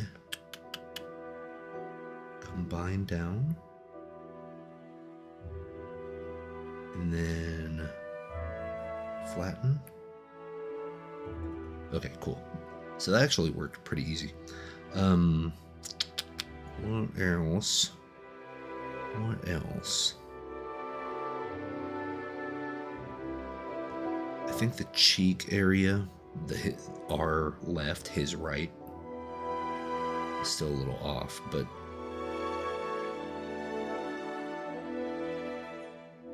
I see it. You know, it's coming okay. It's coming along okay.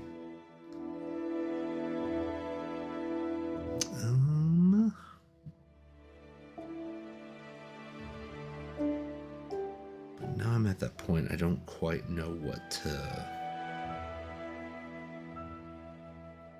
to bring into it that would either improve it or, because I don't want to like really render. Like I don't think that's the call, you know.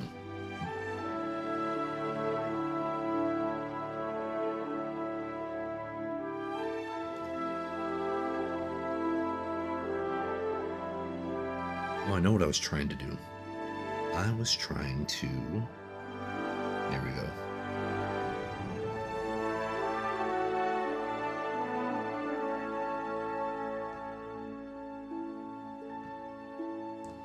You know what? I'm actually kind of happy with that.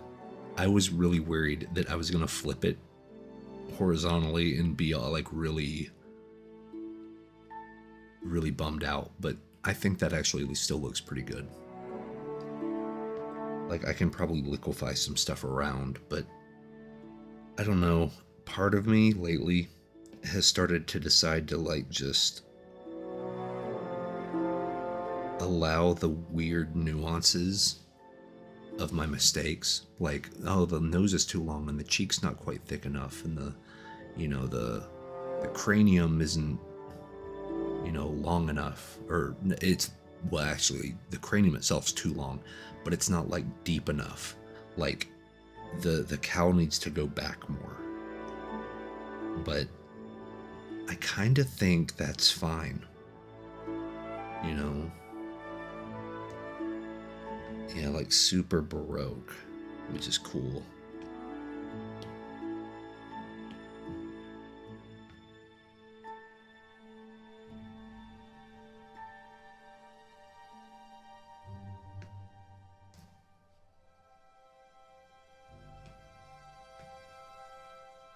Yeah, that's the thing. I'm actually kind of pleased with that. Like maybe I can adjust that eye over towards the nose a little more because we are viewing the head at an angle.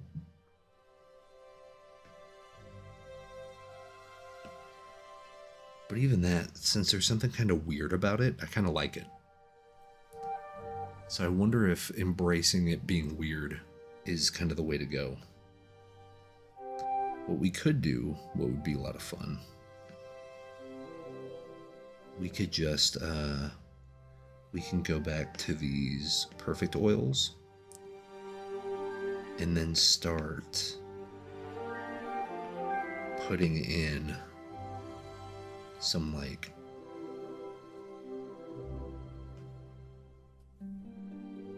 gray, white,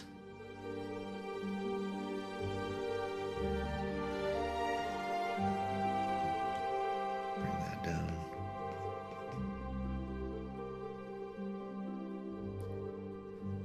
I'm telling you, the Zorn palette and like this Rembrandt palette and stuff are just rock star palettes. You can do some incredible stuff with just, oh, and it's way too big, but I like that effect. So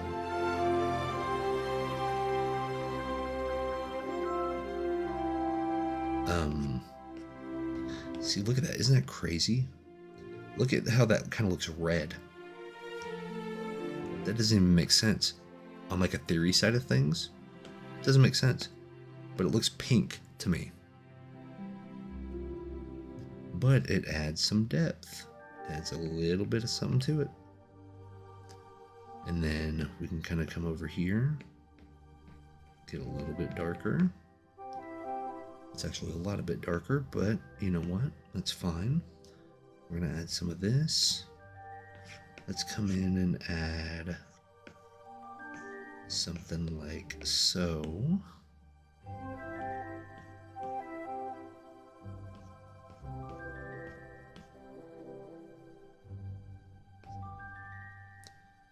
And then let's actually come in.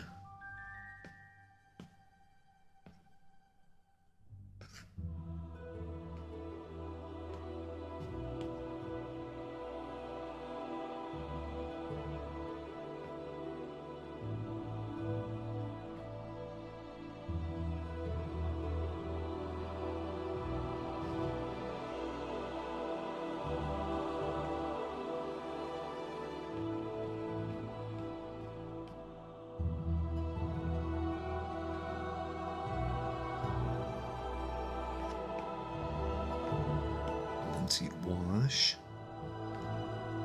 Let's cut some of these here.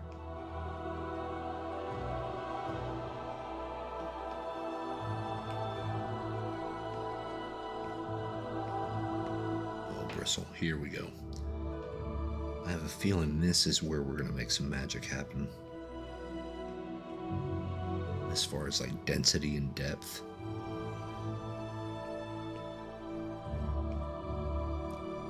Using some of these, get that canvas texture back on there.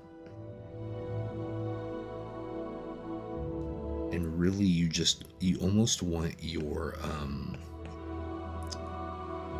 the paint that you already have to start like melding in with itself. So if we have that, and then like, if we color pick that.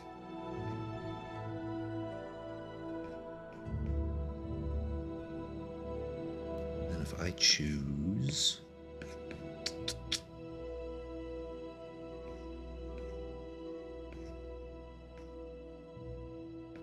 oh nice, a towel scrub, let's see this. Oh, that's huge, holy crap, okay.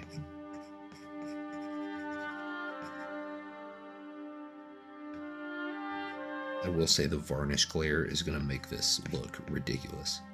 Like in the good way. Bold oil soft. Let's try that one. A little bit bigger. See what you're cooking up. See what you're working with.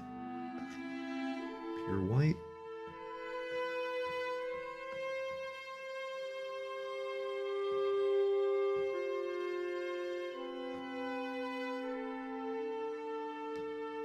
Need this one to actually kind of, there we go, like round off a little. Yeah, there you go. Kind of round that one off.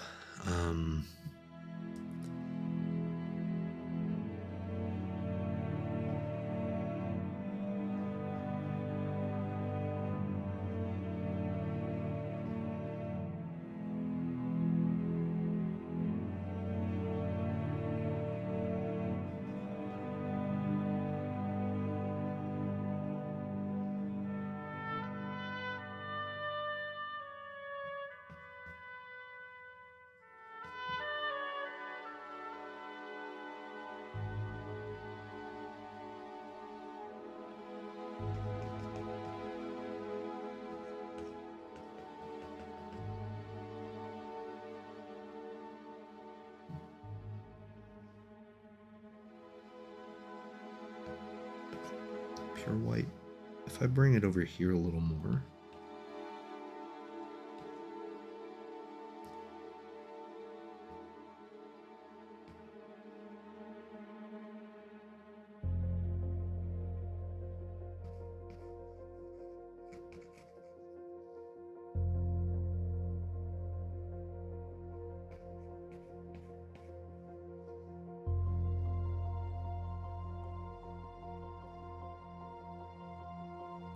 Temper that back a little more.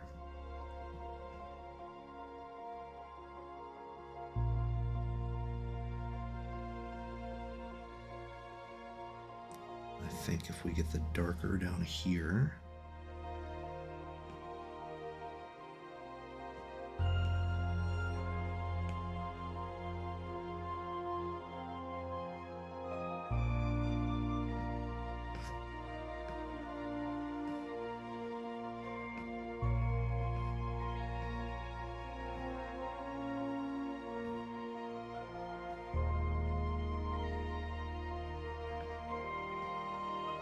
Oil. Get a little bit more texture in there, because texture's fun.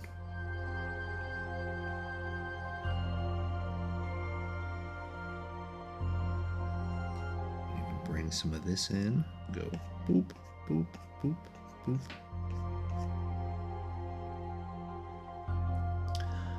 See what's insane, and I'll show you guys this brush. Now this is all credit going to Max.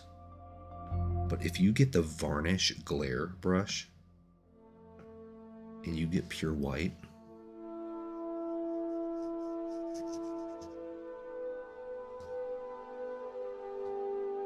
Look at how that looks. That's insane. That is absolute anarchy. It's perfect. It looks exactly like a flash of a camera on a canvas. I don't know how he did it. I don't know what demon he sold his soul to. But it's a perfect mix. It does a perfect blending mode. All you do is you just grab white or whatever color you want that flash bulb to be. And that's like, it's so nuts. It's insane. It's so crazy. And then there's also like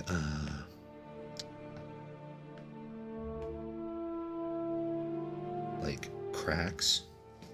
So you can do like varnish cracks.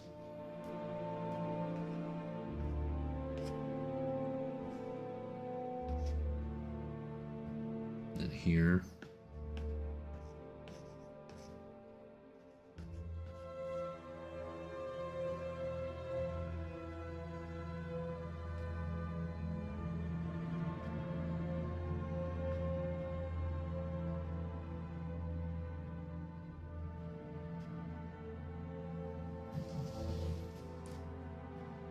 Like, that's just insane to me that we even live in a time where this can be possible.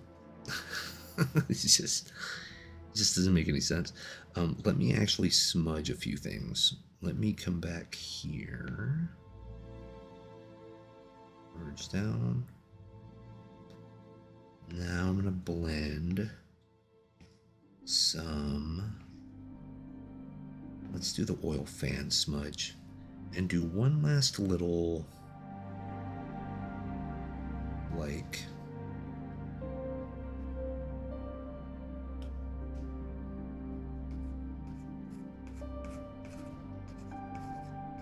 pick up some of these right here. That is kind of smudged in.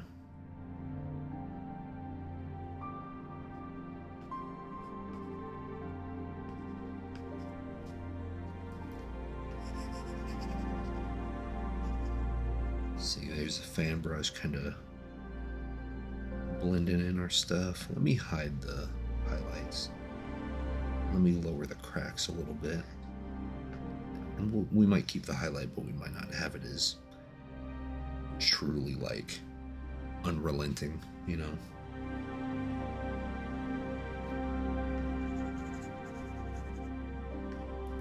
Grab. Which one do I want? I want fine oil smudge.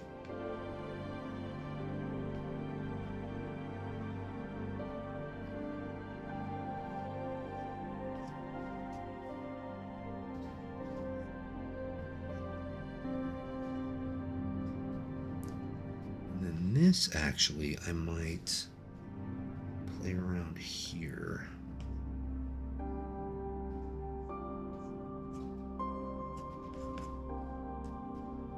Almost like I'm like smudging it with my thumb, you know.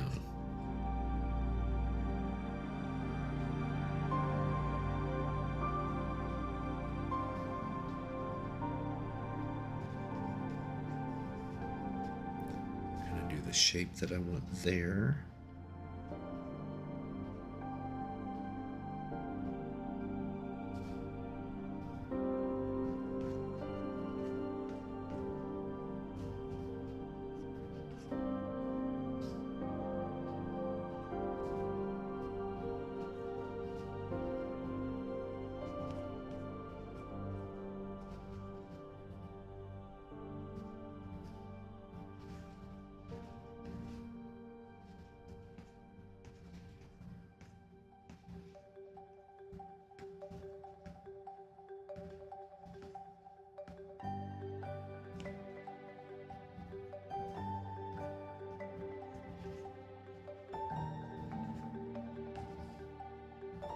Trying to decide if I want this to look canvassy or if I want it to look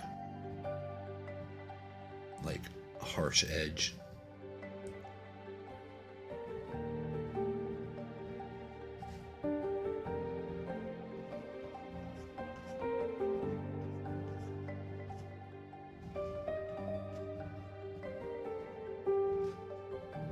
I think harsh edge gave it a little more personality. So let's come back here.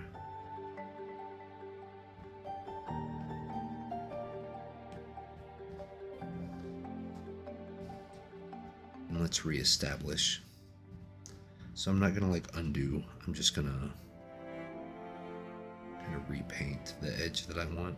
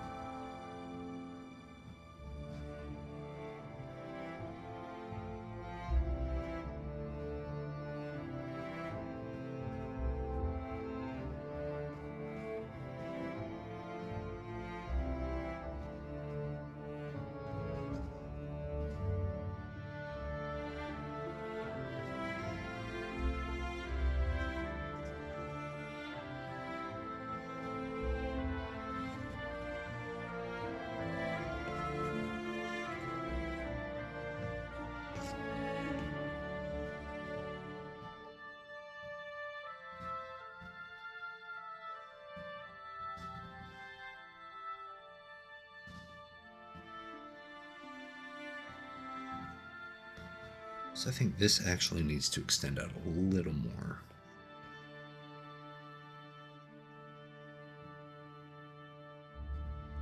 The angle of the face was a little off.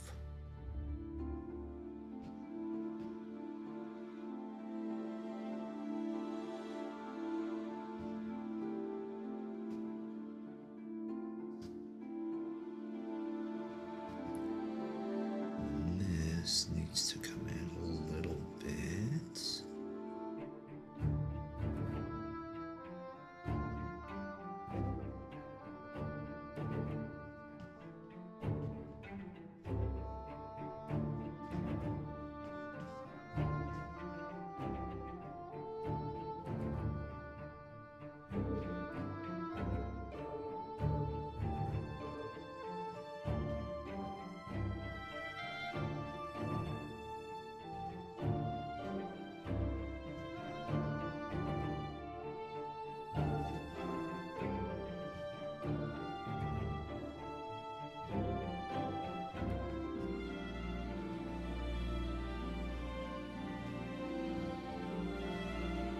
This actually scoops out a little bit.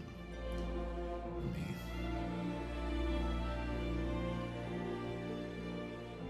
There we go.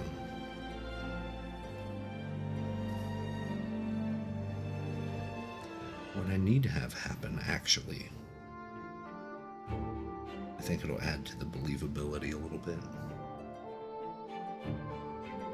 Will this look right?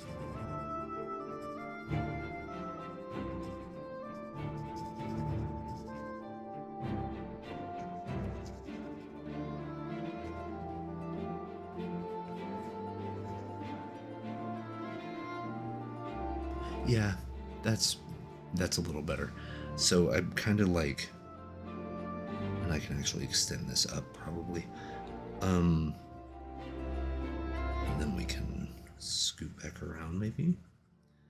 I wanted to lose that edge into the shadow. And then we can like define this edge of this shadow, the cast shadow from the hood.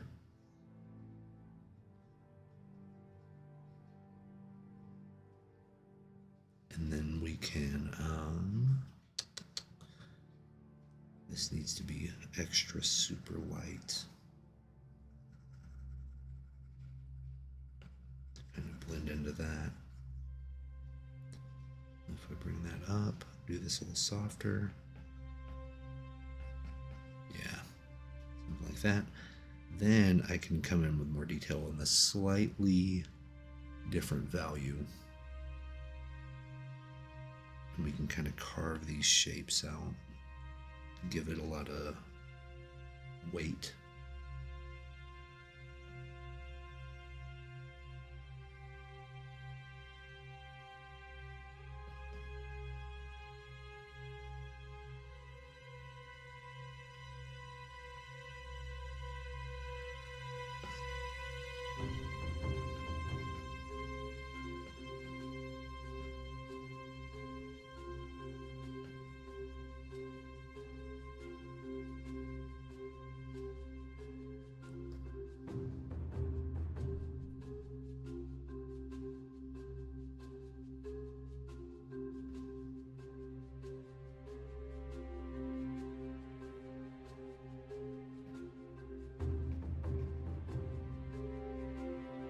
Need to make that a really sharp shape, like a genuine, like, yeah, that can help kind of direct traffic, you know. And then maybe, oh, maybe I can get that, extend that, kind of sharpen that shape too.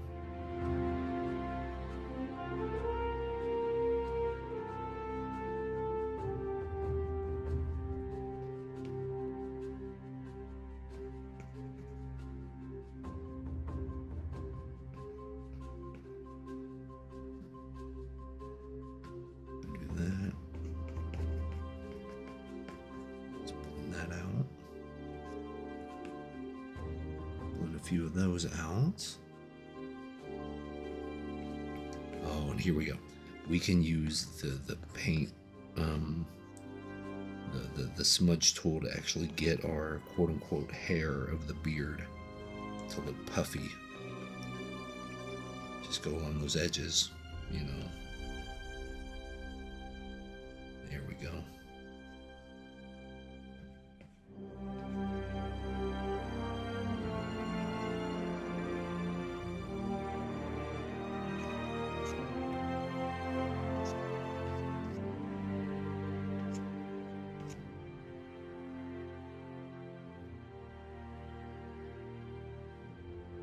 There we go.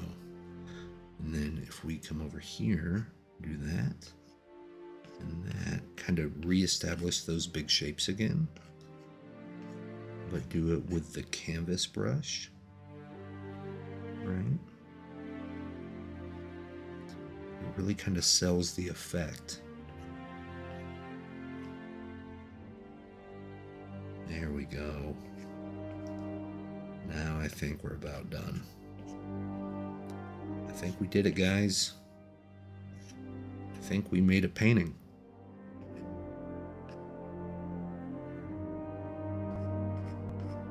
Let me get rid of a few of those. Sometimes these brush strokes with the bristles, you can kind of tell that they're a pattern, you know? So trying to just build a little bit more differences in the edges of each brush actually helps.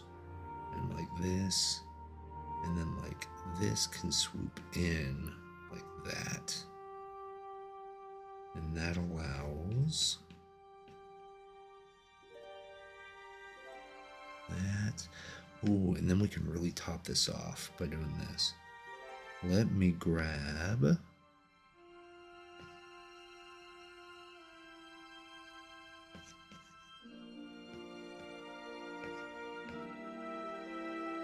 main one.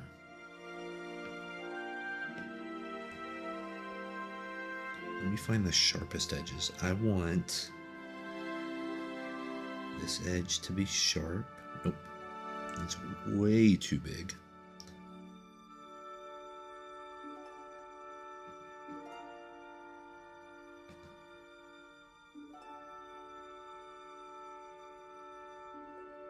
I want this edge to be sharp.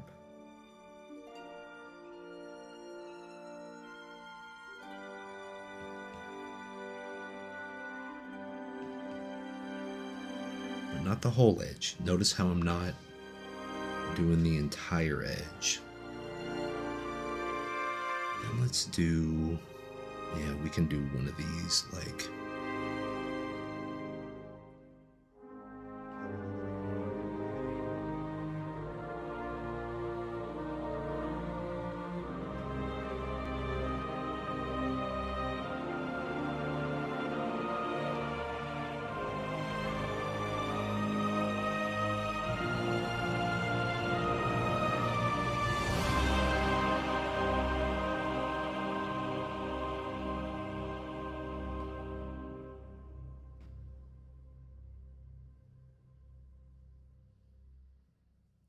come in here, do almost a little bit. You know how I've talked about how I've really liked sketching as the real final step? Let's do that. See what it looks like.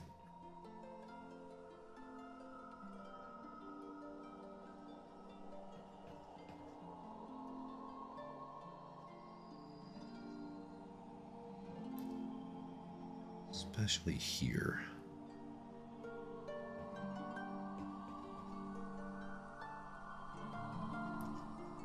Kind of curve that back in.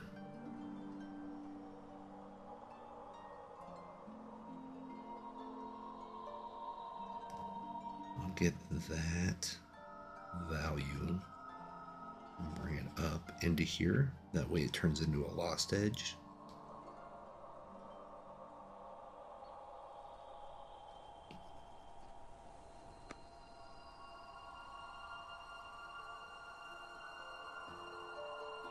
Actually, I need, ooh, this should be cool.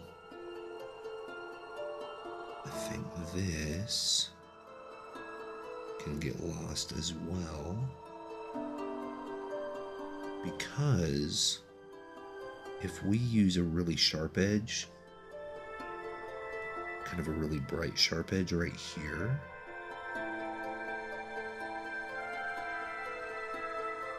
this tells us what the curve of the nose is. We don't need, you see what I mean?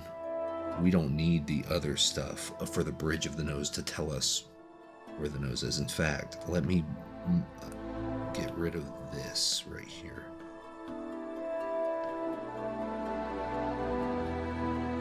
I don't need it to be as sharp. So let me grab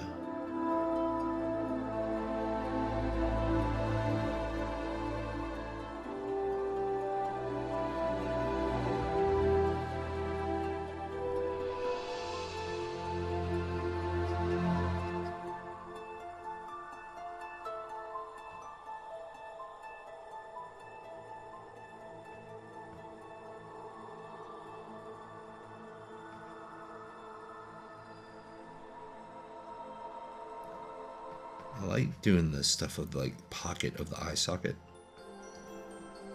There's a lot of cool stuff you can do within there. And then if we have this, that, then we'll come back here with our main one, that one, and go.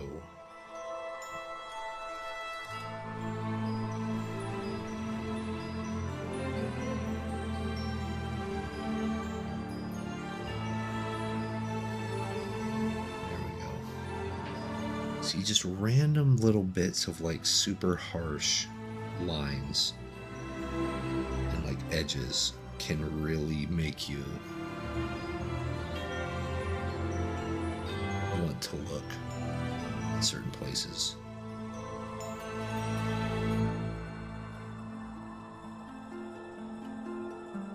And maybe like a curve here.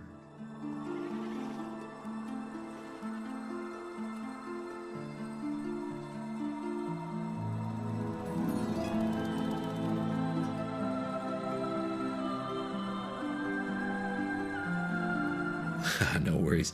Yeah, hopefully it's more like inspiring stuff, but it's also this is the type of stuff that there kind of are no rules. Whenever you're just in there making some good impasto strokes and kind of seeing where they end up and just having fun with it, you know. So that's the thing. Like I love doing these type of paintings just because there's no pressure. Because I know what it's supposed to look like, and as long as it kind of follows my thought process, I'm pretty pleased with it. Because a lot of times, something like this for a client, they won't like it very much. Like, they'll think it's a cool painting, but they'll need more detail, or they need, you know, well, the wizard has to have, there's an emblem that he wears, and that has to be really, you know, it's that type of stuff. So this, where it's more, you're letting the audience kind of work for their meal, I think it's more fun to paint. It's more interesting to me. But it's harder to, like, sell to a potential client. Just because it's, you know, it's up to you have to let the audience do a lot of work. And sometimes companies are kind of nervous about that.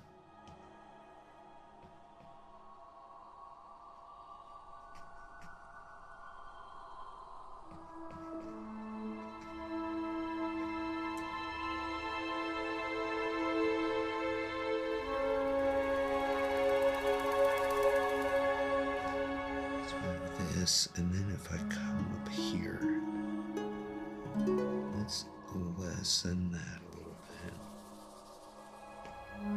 bit so it's not as crazy.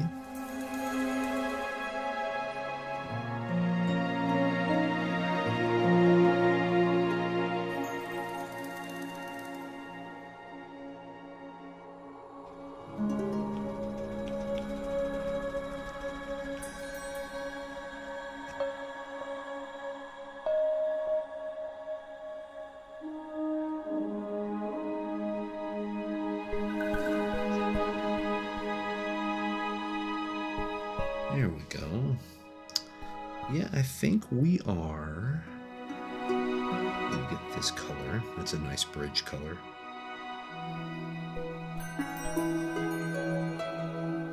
I think we are about done here. Boom. Grab that. Boom. And then let me. What's the one I'm really wanting? Is it finger smudge? It's either finger or towel. Yeah, that one looks good. And then the thing is, you don't want to smudge out everything, but some stuff's fine. This type of thing over here, this cheek that's going into the shadow, that is a-okay to smudge out. Same thing here. A-okay to smudge out.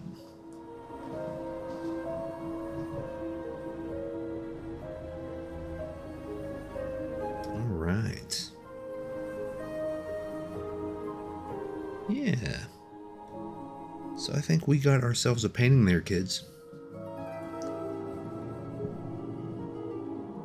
It's funny because if I shortened his head down a little bit, like if I squashed it, it would look like a dwarf.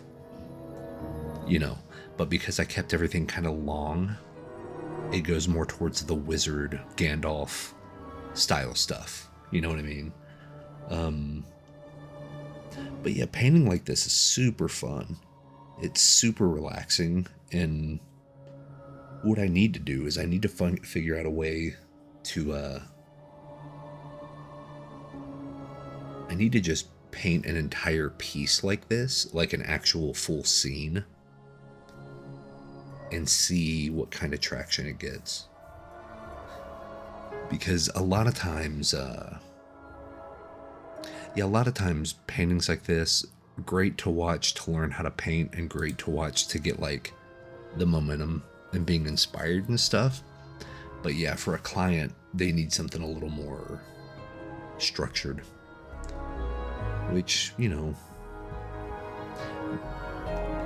that's kind of where I'm at. Because, you know, at the beginning of the stream, Brent, you were saying that like sometimes you get that whole like analysis paralysis stuff, like, oh, I'm in the weeds and I don't know what to do, so I don't do anything. For me, it's always that focus. It's like, do I really like dive full head on into this type of stuff, the stuff that I really love doing, it's really relaxing and comforting and you get in the flow state and stuff? Or do I work on the stuff that I'm not as good at? Because if that stuff levels up, the whole thing levels up.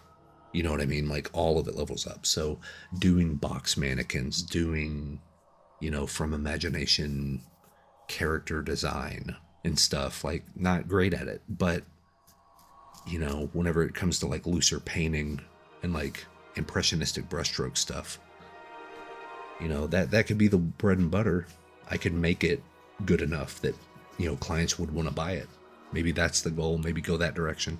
Or do I still spend time leveling up that stuff I'm not great at? So it's all about where do you want to spend your time, right? I mean, my logical side says do the stuff you enjoy and it's going to be better and you're going to get hired more for it. I still have stuff to practice. Still got to practice. Yeah, definitely. Triangle composition is mwah. All the dynamic stuff, all your zigzags, your Z patterns, your number 2, you know, like number 3, anything that has like diagonal crossy lines is going to be money. You're going to have a money composition, you know. Yeah, I mean, imagination it's scary because, you know, you're probably a lot like me and you're like, oh, there has to be rules. It has to follow a certain set of rules or else it's wrong. But I'm slowly breaking out of that. I'm slowly like, okay, maybe it is wrong. Maybe it is. How can I make it look right? Not fix it. I don't want to fix it. How can I make it look right? How can I make it look like it's supposed to be there? Like whenever, you know, about a month or so ago, whenever I was telling everybody with the Loomis head method, like, you know, sometimes I got it wrong. Like I would mismeasure where the nose is because I forgot the measurements of the Loomis method. So I made the noses too long. And I got a bunch of comments that people were like, oh, I just thought that was a style thing. Like, I didn't know you actually made the mistake of measuring it wrong. I thought it was just how you paint. And then that made me think, and I was like, oh, maybe I think too much about it being right or following a set of rules or steps or guidelines. Maybe if I just make the thing and like conform to it, like I see what my quote unquote wrong mistakes are and just use them. Don't fix them, just use them. See what happens. You know, who knows? But that's my time, guys. Guess what? We didn't drop a single frame this whole stream, so I bet it was Restream doing it. Shame on you, Restream. I would still like to stream on Twitch. A lot of my friends are still on Twitch, and, you know, to have an archive up and people following and stuff like that. But, I mean, these results don't lie. YouTube didn't drop a single frame, so good on you, YouTube. Appreciate you very much. That is my time. That has been this week's stream. This upcoming video for YouTube will probably actually have this painting and maybe another painting. I don't know if I have time to do another painting. We'll kind of get there as well. I think we'll have time for maybe 1 or 2 paintings, but it's going to be all about expressive brushwork. It's going to be how do you make your pieces more expressive, more emotional, even if it's a kind of flat composition. How can you really make it something exciting that people want to look at? But hope you're going to dig that one. I've already recorded the narration and stuff, and I'm very happy with it. So I hope it catches, I hope people kind of, it resonates with people and it can kind of help get you out of some of those ruts. Because really, it's not even about what you paint, it's how you paint it. You can make an apple look incredible. You can make a rock look phenomenal. It doesn't have to be the most exciting, big, giant composition. It can be mundane objects you see around, but how can you make that look good and expressive? And that's what the video is about. So, yeah. That's my time. You guys have been incredible as always, and I appreciate you all very, very much. Sorry, I got dry mouth now. I need to finish my beverage, my G Fuel at 2 in the morning, like a normal person. But that's it. I will see you guys next Saturday. But until then, you know the drill, man. Go out there, make cool art. Let's hang out on the Discord. Get yourself some brushes at the website. Whatever you want to do. But yeah, we'll hang out soon. And until then, take it easy. Peace.